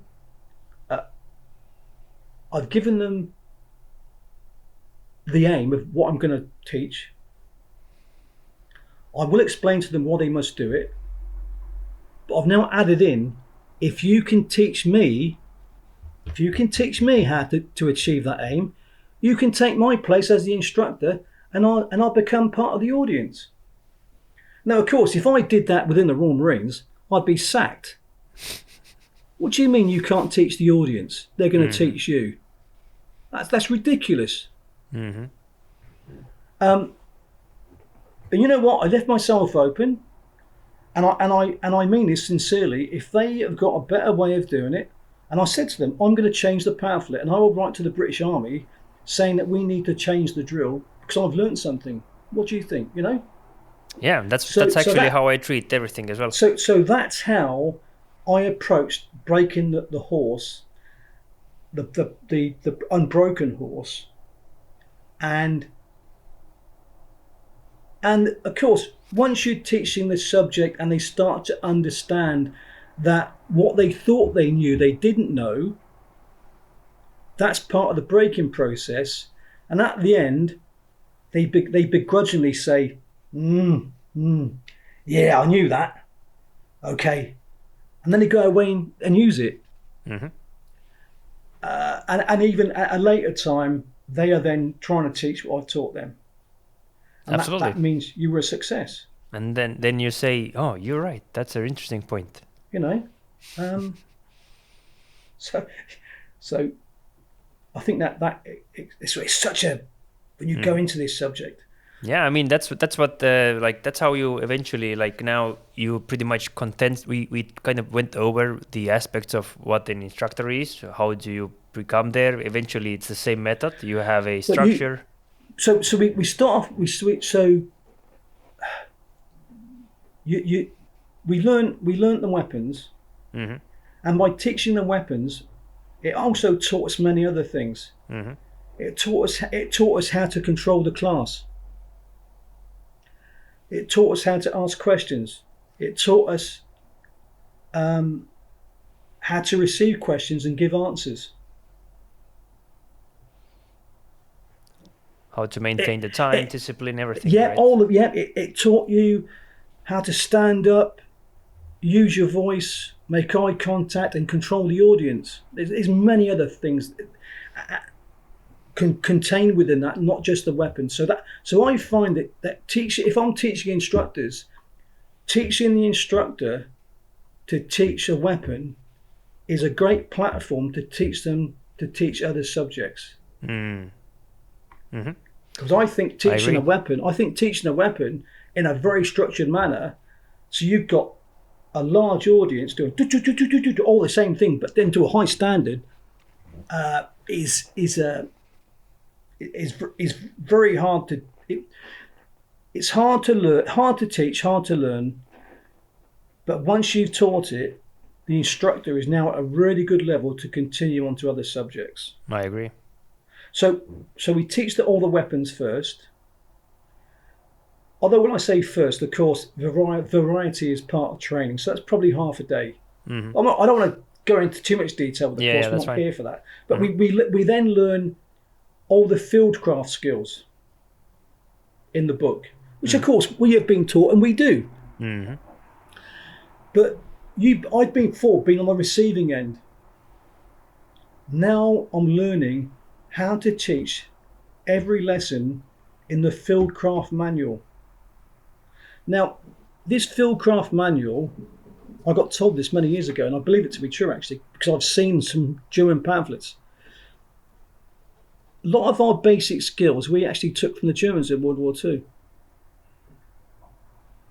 Mm-hmm. Because they were so good. Yeah. Their skills were so good. And basic skills actually don't change. It's like walking, you know. I mean, judging distance. Judging distance is judging distance. The only thing we've got now, though, if you've got some great aids, like we might have the actual instruments which can tell, range finders. But the basic skill of judging distance is taught. That's an individual skill. How to leopard crawl and all the other movement skills. But all these skills are in a pamphlet with all the information that needs to be taught. And I stress that all the information is in the pamphlet, and it tells you in this lesson these things are to be taught. So at the end of it, you know, as a trainer and a supervisor, the people on that lesson must be able to do that function. And of course, you understand that it will improve with progressive practice. Also, it's in the pamphlet So you can't have other people interpret their own ways of teaching that subject. And that's very important, which I didn't fully understand then. Because in this environment, when there wasn't a laid down book, people just taught what they thought was, I think I'll do that. Mm-hmm. And I even saw people teaching things that they've seen in movies. Understandable. There was no. That was the reference. That was the learning point. Mm-hmm. I definitely saw in my early days here people copying what they've seen in movies. Mm-hmm. Hey, sometimes it might be good stuff. Often, though, it is nonsense. I didn't understand the importance then of having all these skills and drills laid down in pamphlet form, word for word. Mm-hmm. We also get taught that you can not only use the information in the pamphlet, but you can also use your own experiences. So you can add some more muscle to it. Mm-hmm. Yeah. So when I was teaching Duties of the Century, one of the reasons why our fighting patrol was successful, which also ensured that our battalion commando attack was successful, was because whoever taught the Argentine soldier sentry duties, they didn't give them correct information, because that sentry saw us when we were in open ground, probably 300 meters away from the position, because that sentry was stood up on a rock and his position was silhouetted. Yet again, that was a mistake that he made, because that's an individual skill. He silhouetted himself. Mm-hmm. And I actually stopped the patrol because I saw it and confirmed it with an IWS, individual weapon sight, which is the old night vision sight. And I thought we'd stop and bug out, but we actually continued, which is relevant to what I mentioned before about the troop commander knew there would be a sentry there, because he knew that was a battalion dug in defence. So all he knew was that, I'm on target. We're going to keep on going, because, as I mentioned before, we were not told exactly our mission. Mm-hmm. Now, if the sentry had been briefed properly, he would have alerted his section commander, who came out, identified us, and then stood to the battalion, and also concurrently, I know what I would have done. I would have brought down mortar or artillery fire onto us. That would have been the immediate reaction. Enemy, in file, open ground, 300 meters, 5 rounds, fire for effect. Mm-hmm. Nothing. He'd been not given any information about what to expect with friendly. And I imagine him being told nothing. He thought, it must be us. It must be friendly forces, because what we did was so outrageous. He must have thought we were friendly forces. Mm-hmm. But if he'd been briefed properly, he would have known that I've not been told about friendly forces in my area.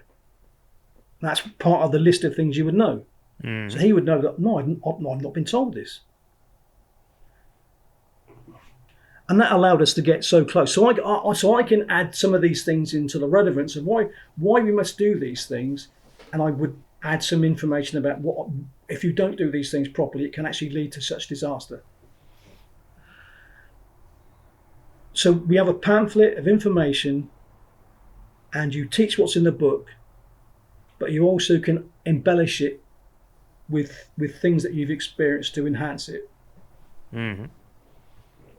Which I think is very relevant as we get on to my next life, when we come on to that chronologically in the future.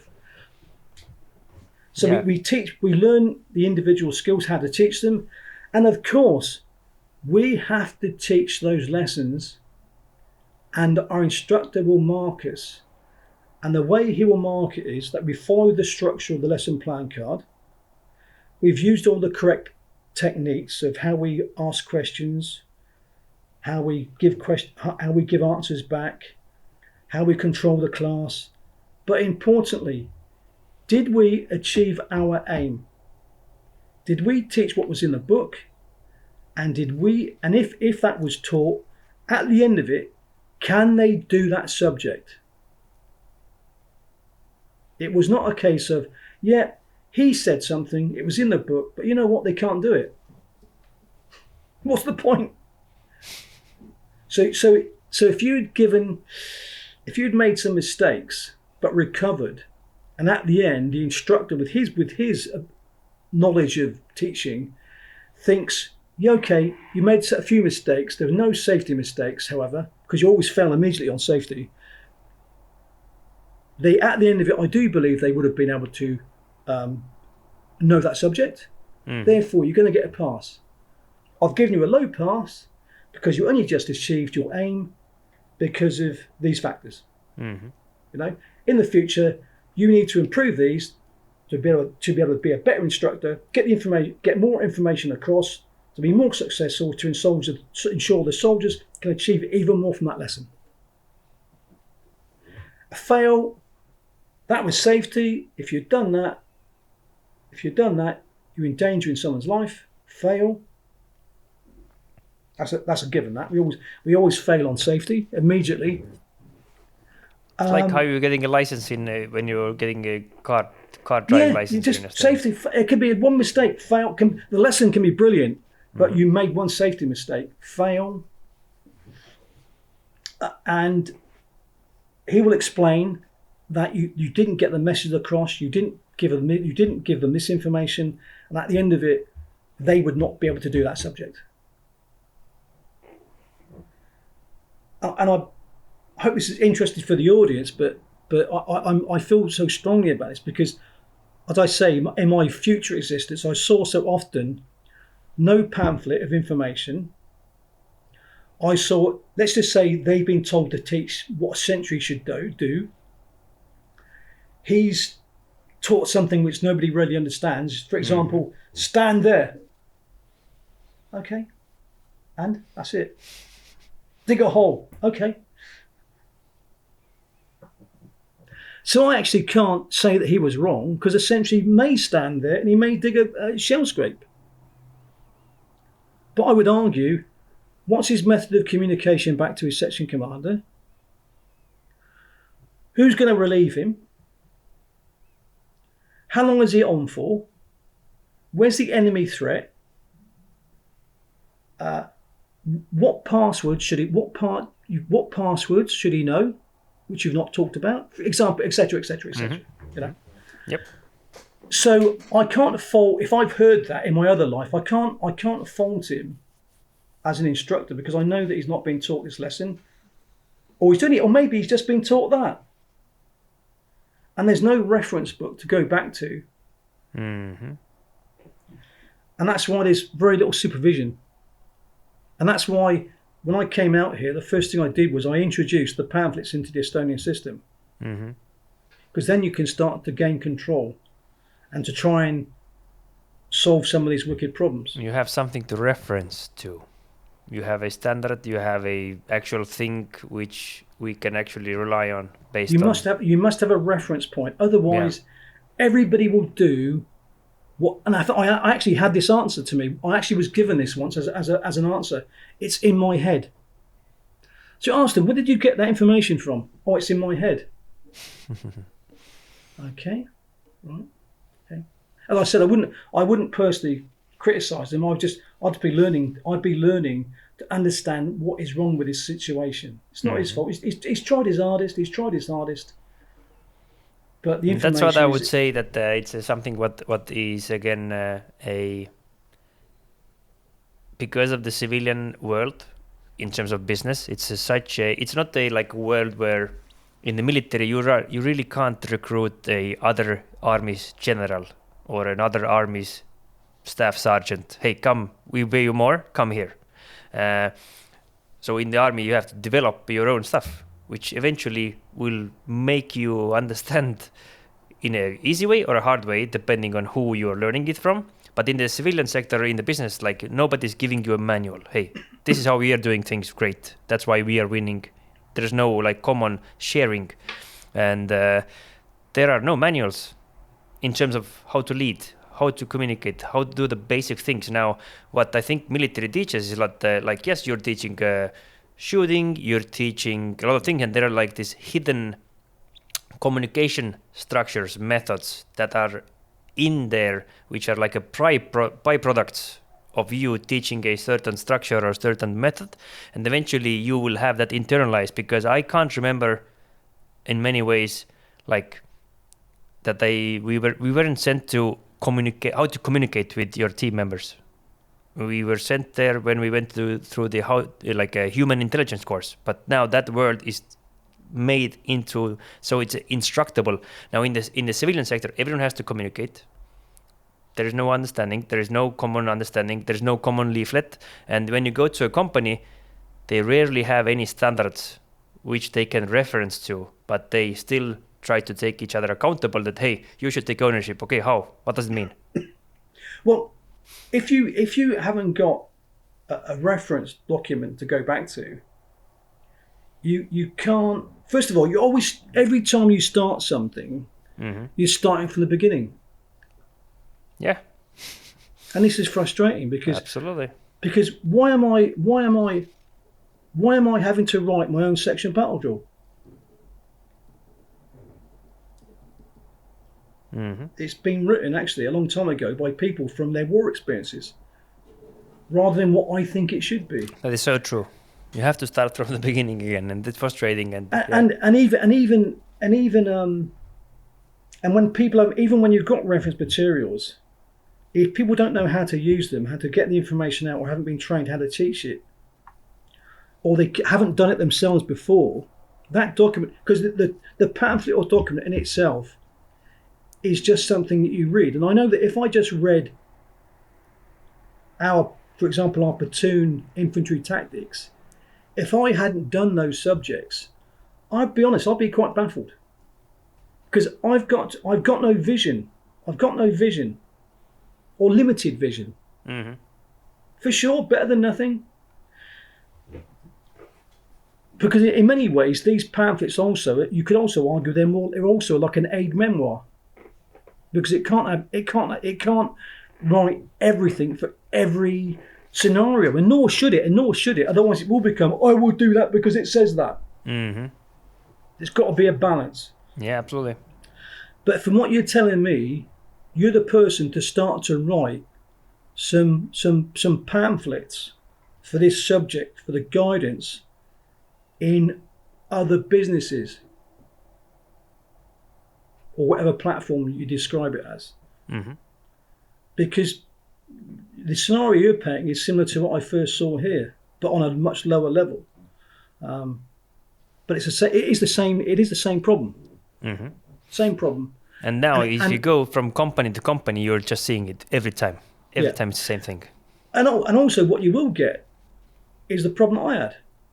You may, if you're asked to teach something, you then may say A, B, C, D, and they say, I think it should be Y, Z, E. Exactly. And then you got to prove to them why it's A, B, C. And that, again, that is so time consuming. What you want is that everybody teaches A, B, C, D. Because of cognitive thinking, they can ask questions to prove if it works correctly. Maybe. Because certainly if you're teaching rubbish, you will be identified, even by somebody who doesn't particularly know the subject, just because of their intelligence. For example, I don't know how to fix a washing machine. But if my washing machine breaks down and my wife rings or telephones for a repairman, and he comes and he's not qualified, when I'm watching him repair the machine, I know that, no, you can't, that's surely not right. You know, what are you doing, man? Yeah. You do know, you instinctively know when something's right or wrong. So if you write something, you'll clearly find out if it's valid. You have to go through the words. But you've got to start somewhere, and also you yourself have talked about how you've learnt things from books, and now you need, from what you've learnt, you've assimilated information, lay it down into using your military methodology into a simple, let's say a simple drill, which is a simple logical sequence of how to achieve something as a start off, and go from there. But you have to have something. I think people would really appreciate that. Absolutely. I mean, that's how I'm explaining it in many ways to companies, that every company, they start at, hey, this is a great drink. I have a great idea. I have a product. So now you come up with the product. You know about the product. Now you start raising your team, building your team. You have now a sales guy. You have a whatever assistant, and you have 3 guys. Now in the beginning, you're able to just tell them, hey, you do this, you do that, very easy. And at some point, you end up having 10 people. Then it's 15 people, and then things start to go differently. Now, at that point, they start recognizing that, okay, we need a system. We need something. Now, there are 2 options. Let's see what other people with 15 people have done, and let's learn from them. Maybe there is a course. Maybe there is something which we can actually adapt. So we are in a place where we need some sort of a bicycle for leadership or whatever it is. So let's go to shopping and let's see what bicycles are available. Now, oftentimes, people think that they should start inventing the bicycle themselves. So they start inventing their own bicycle. They figure out, hey, let's ask for people what are some of the values. All right, now we get an average understanding of what are the values of this group. Now we make that as our, part of our decision making. Integrity, whatever they choose, random things. And then they see from one book that, hey, we should be, we should take initiative. Then from other book, they say that we should be listening. Then they see that we should have goal-oriented. Then they see that we should be customer first. And now that's their system. That's their bike with those 4 things and values. And now they start to implement it, and it doesn't work. Why? Because it was just their invention of a bike, which is pieces of bikes or some parts of a bike which are thrown together in randomly, but it's not a proven bike which can be driven. My answer to that is, first of all, I totally understand exactly what you just said, because I had this problem myself here. So if you were to do what you've just done and take these things, you must know your subject. You must know your subject and what your end state is. And then with all this information out there, you find, I need that. I need that. And you understand what it is and what it can do. Mm-hmm. And if we use the bicycle analogy, right, I need 2 wheels. Yes. I need a handlebar. Exactly. I need a frame. Mm-hmm. Voila. Yeah. But but you see, I've seen a bicycle, so I have a vision. Mm-hmm. What I find, or have suffered, is people have produced a bicycle, and it hasn't got any wheels, and it's Frankenstein's monster. Because they haven't got the knowledge and the vision, but they're still very intelligent people. Yes. They have taken everything from every book they can find, mm-hmm. not understanding what it is. I agree. And when a person who doesn't know what a bicycle is and can't ride a bicycle, they look at that wonderful machine and go, it's a shiny object. Oh, that's awesome. They don't ride it, or they get given it to ride, and they think they're stupid because they can't ride it. Mm-hmm. And that's how the person who built it appears to be a genius. And the people who've got the bicycle with no wheels, they think they're stupid because they don't know that a bicycle should have 2 wheels.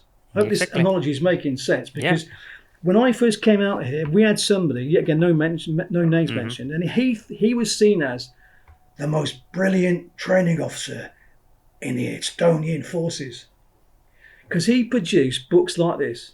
Mm-hmm. Yes, our officers must learn this. Oh, awesome. Yeah. Got it translated. And my two questions were, what is that? And I couldn't get an answer. I'm not going to criticise that, but show me how you do it. Mm-hmm. And nobody could show me. Demonstrate, please. Well, demonstrate exactly, because that's the key to it. I'm not going to criticise, but show me what it is. And they can't. They can't. 100%. Can't do it. They can't show me. They don't know what it is. And people are frightened to say they don't know what it is, because they will then think, because this person must be so intelligent and therefore I must be stupid. So when they get on the training program, some segments from this big book, I don't understand that. I'm going to do this instead.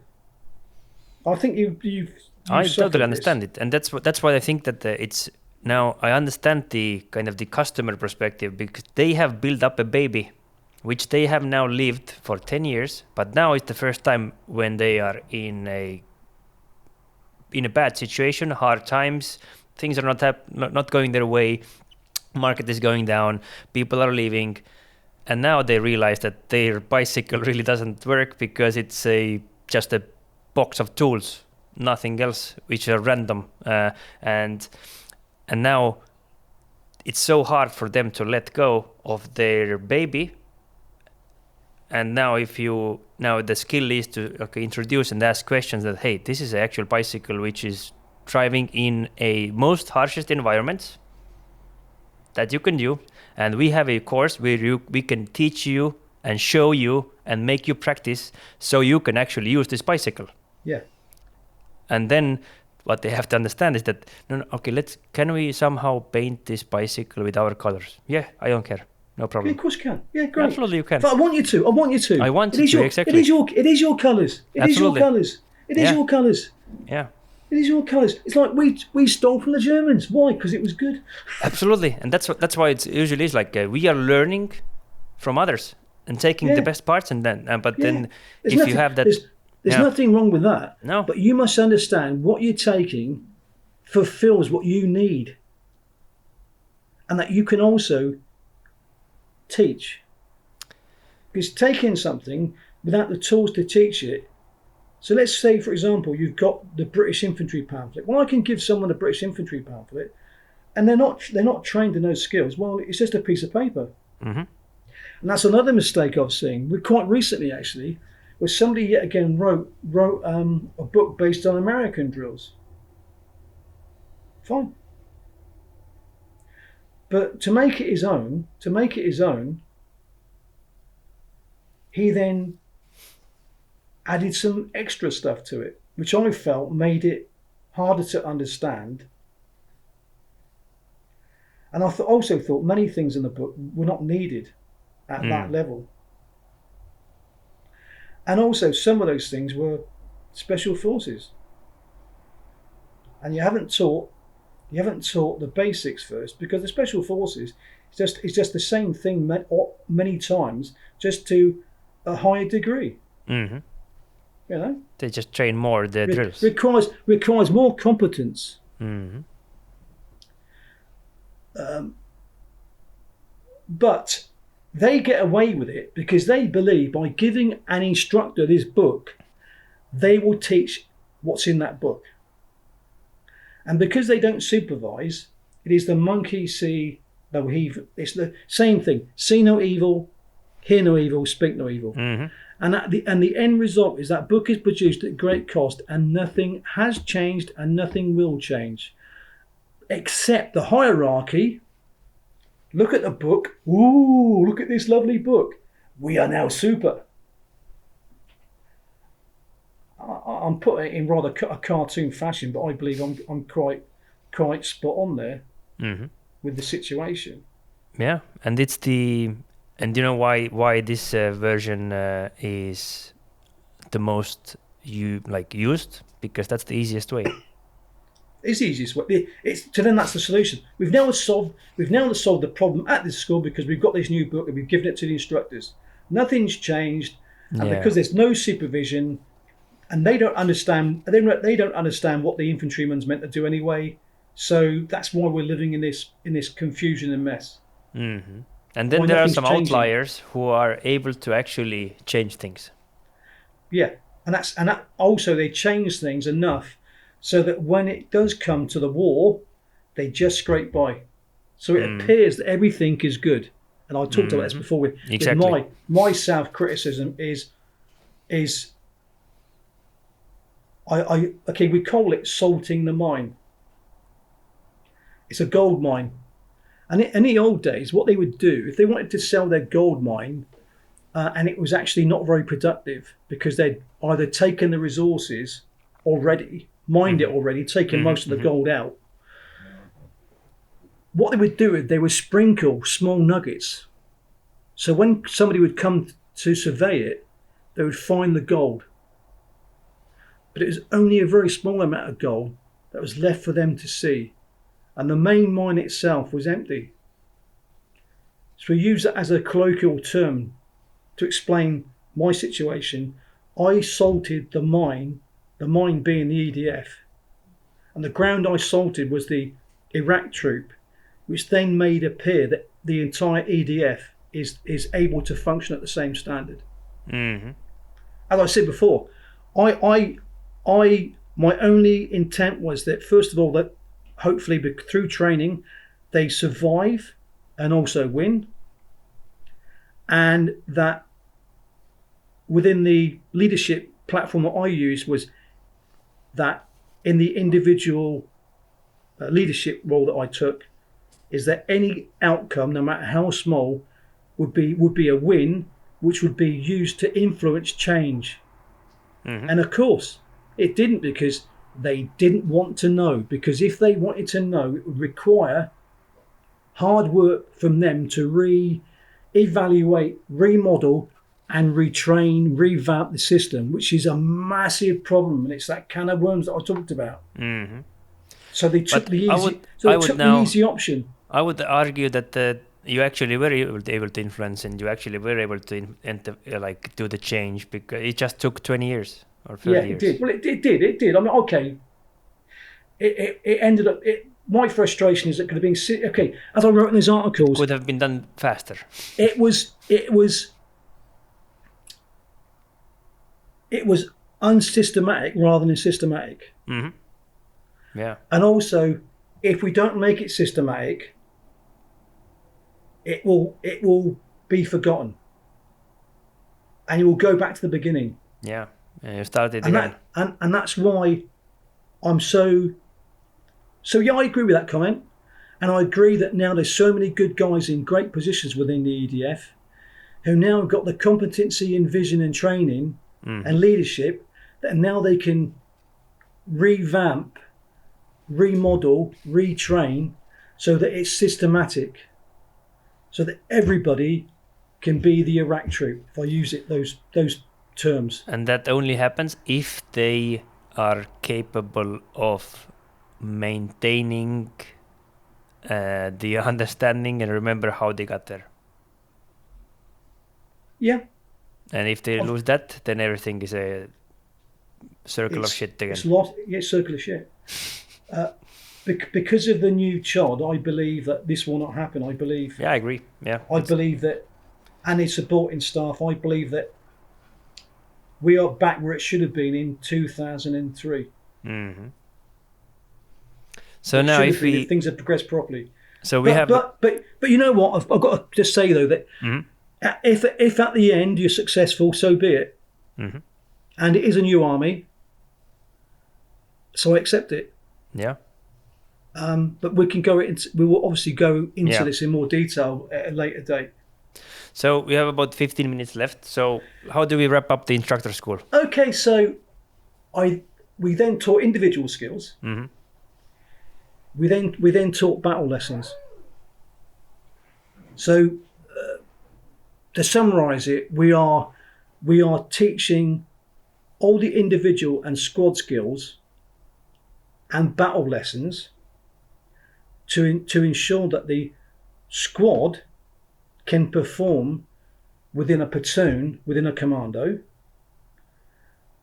And of course, those lessons that we teach are in the training program for the recruit soldier, because there's no point in me learning something or we learn something that we either don't teach or do not need to teach. So everything that we learn will be in the recruit training program, and that's very important, because I must be qualified. Because what are we doing in the recruit training program? We are teaching individuals and squad skills and platoon skills. And platoon skills will be the PW1. So the platoon weapon instructor at second class will consolidate his skills by doing a 2-year tour of duty as an instructor at the factory. So I'm now going to get progressive practice with real people, not students on a course. And I am supervised by the team leader, who's a sergeant, who's a PW1, to ensure that I'm teaching to the correct standard. The training group, the platoon of trainees, and that platoon could actually be 60 people, the training wing colour sergeant, he will walk around, or if he hears there's something wrong with a certain platoon, because all our skills and drills are also monitored in a control cell. So if a lot of people are failing, that team can be identified. That's unusual. Why does it appear that there are more failures in that platoon rather than others? So we've got this quality control structure. So at every level, as soon as something starts to go wrong, we can stop it. Mm-hmm. And if it need be, you'll be sacked, lose your qualification, or normally, what we saw today, we're not too happy with. You've been proven, you proved you can do that. So I'm warning you that if you were brought to my attention again, you may lose your qualification. And of course, once you've been brought to light, you'll be looked at more often until the supervisors are completely satisfied that you're working to the correct standard. And that's very important. There's quality control at every level. Supervision. But you can only supervise when you have something which you know and you can quantify to supervise. Hence the pamphlets, hence the training, hence the experience. Because guess what? The training colour sergeant of the wing, he would have at one time been on the training team as the troop sergeant and also been an instructor and all the other things. At the end of that 2 years, you normally end up going back to another unit. Mm-hmm. Now, what I did on that in that 2 years, I did recruits. That was an interesting experience, and it started to awaken me to my memories of when I was a recruit, because I put that in a box. Definitely put that in a box.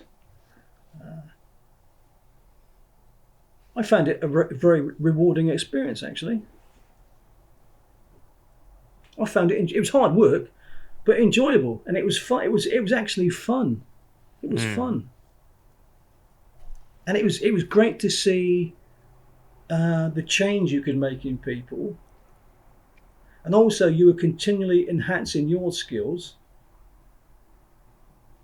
So I learned some things about myself. I actually met in Afghanistan in 2008 one of my first recruits, and when I walked into the eating hall, he stood up to attention. He recognised me. And he was now a sergeant major. That was great. In fact, there was two of them were both sergeant majors. It was great. was great. It was amazing, you know. And I was like, unbelievable. There's me in a foreign uniform, and there's these two guys we've not seen for over 20 years, and they're now sergeant majors, and they're in very dangerous places in Afghanistan, with their being a sergeant major of their companies, which was the magnificent backbone of the company. That's satisfying. I then, now there's also, because in 3 Commander Brigade, we've also got Royal Artillery, we've got doctors, teachers, Royal Engineers, Navy. They have to get their green beret to join our brigade. So we have something called in fact, we also have 1 or 2 RAF as well who call in aircraft, JTAC. So we had all 3 services who had to qualify for their beret to join the brigade. So they had to do a shortened course. That was about, let's think, keeps on changing. It's about 9 weeks. About 9 weeks, and they've got a 3 or 4 week pre-course, which is very physical. And that to get on that course, it was an invitation only. So somebody would recommend you who was on the team if they needed replacing. So it's actually seen as it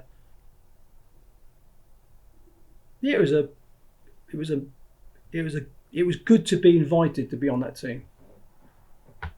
I enjoyed being on what was called the All Arms Commando Course team, because now I'm dealing with all ranks, and they're mature. They're, you know, privates, corporals, sergeants, lieutenants, and the highest rank I had was a major. I found that fitted me a bit more to my character, to be dealing with more adult, experienced people. Now, the aim of that course is that they can pass the commando test. But because we work in an environment where we could be on our own, every man's a rifleman first. So we will do individual, squad and platoon drills with them. And we'll have exercises with them. And interspersed with this is all the hard physical training. So it's a very demanding course. Because they are trained ranks of NCOs and officers included, much of it we expect them to be able to do to a certain extent. And that's why we can train quicker, because we're going to practice more than teach and bring them up to the standard that we require. Yeah. It is an easier course to some extent than a recruit course, because there's not 8 or 9 months of constant physical bashing. It's a bit harder than the recruit course because it's quicker, and they're expected to be able to pass those tests in a shorter time. So there's a bit of yin and yang. But I would say that the recruit course is harder, mainly because the body is more broken down at the end when they have to pass those tests. So I did that for a couple of years, and I actually had now reached another plateau where I'd had enough. You know? Now, I sent you that picture of me and myself, and I won't mention his name, but quite a well-known pop star.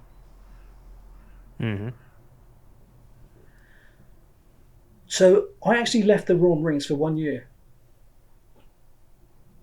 That was quite a big decision to make. It was instinctive, and I could argue it was also a mistake. But I could also argue that I always feel that for some reason I was preordained to be here and do this job. Because if I had not left the Corps for 1 year, I would have not have been in a position to be asked to do this job in the Baltic states and Estonia. Mm-hmm. So we wouldn't be talking now.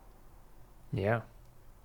So I do believe in a certain manipulation from the Greek gods. In fact, a lot of manipulation from a higher power. Because I had my sergeant's course and my PW1's course given to me 2 weeks before I was about to leave. And I said no. So that could have been a mistake.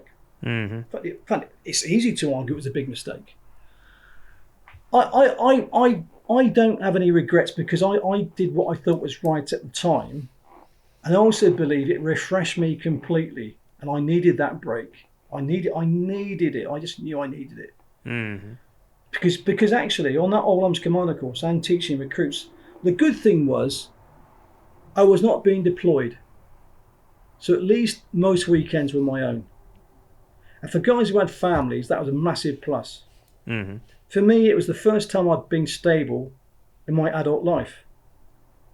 That was good. I needed that. But it was still hard work. And I'd achieved a lot. And I just wanted to see what was on the other side. So I left. I think that's a good place to stop, because then we can come back and talk about what you did when you were away, and then what you did when you come back. And I think with the next episode we can get through your career in Royal Marines, maybe. Yeah, I think I may accelerate the pace of myself in the Royal Marines in the next episode. Yep.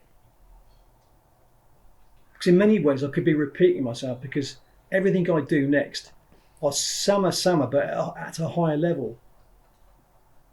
Also, I spent really the last quarter of my career in the Baltic states in British uniform. So and I'm looking forward to talking about the Baltic states training team. I love it. Very much looking forward to that. Again, I'm not sure how it will develop, but I'm looking forward to it starting. So I think maybe, as we were taught in our lessons, that at the end of a lesson you give a look forward.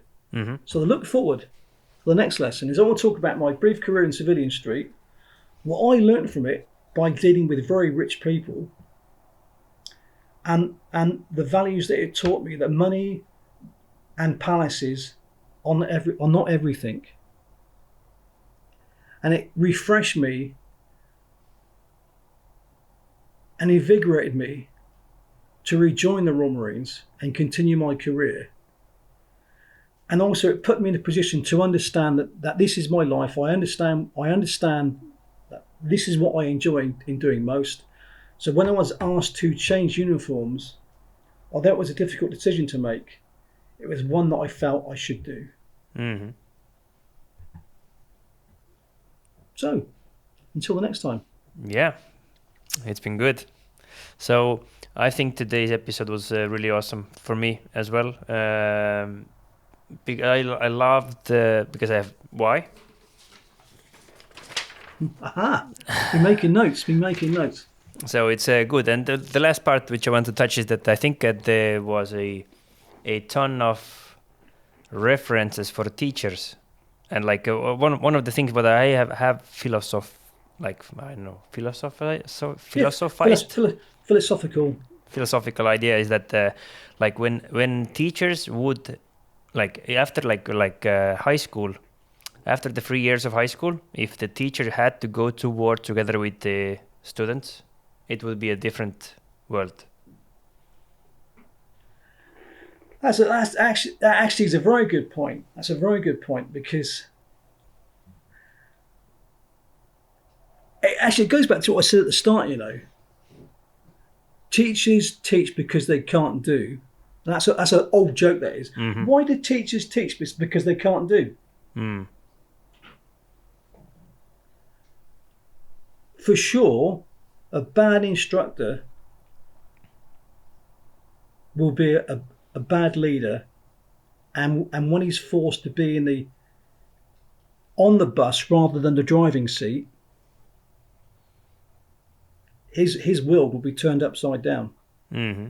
And that is why within the Royal Marines, the PWs, if you get on a PWs, you're also tested in your soldering ability as well. They look at, because when you teach lessons and when you give lessons, you practice lessons, you also have to be a student for the teacher, today's or this lesson's teacher.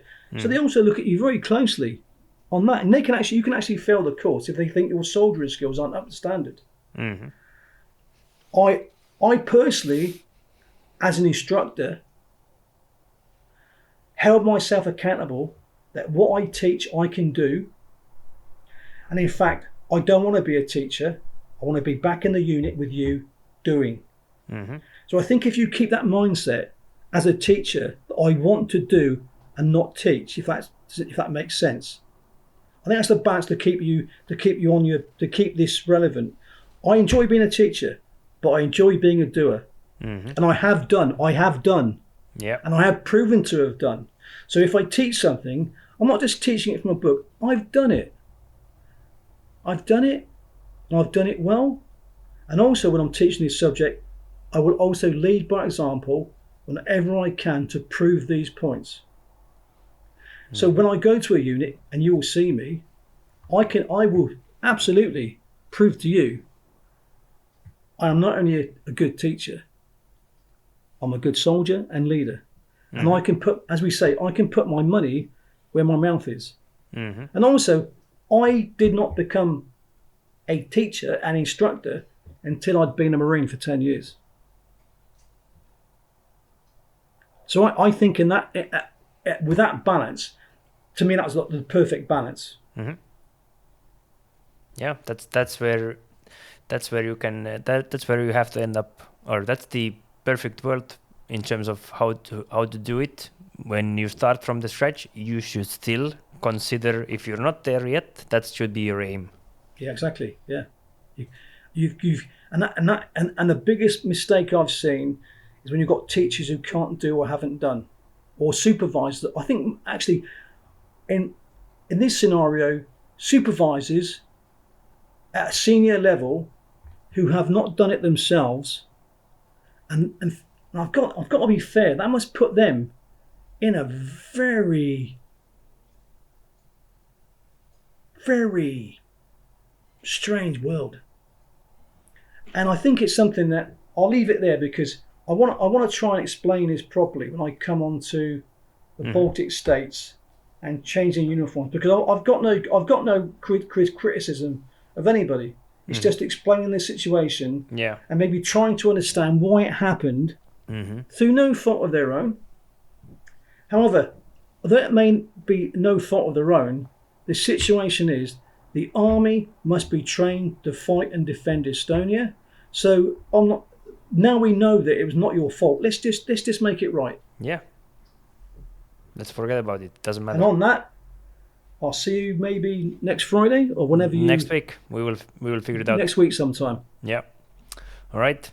That's it for today. Okay, Remo, thanks very much. Until next time. Bye. Bye-bye.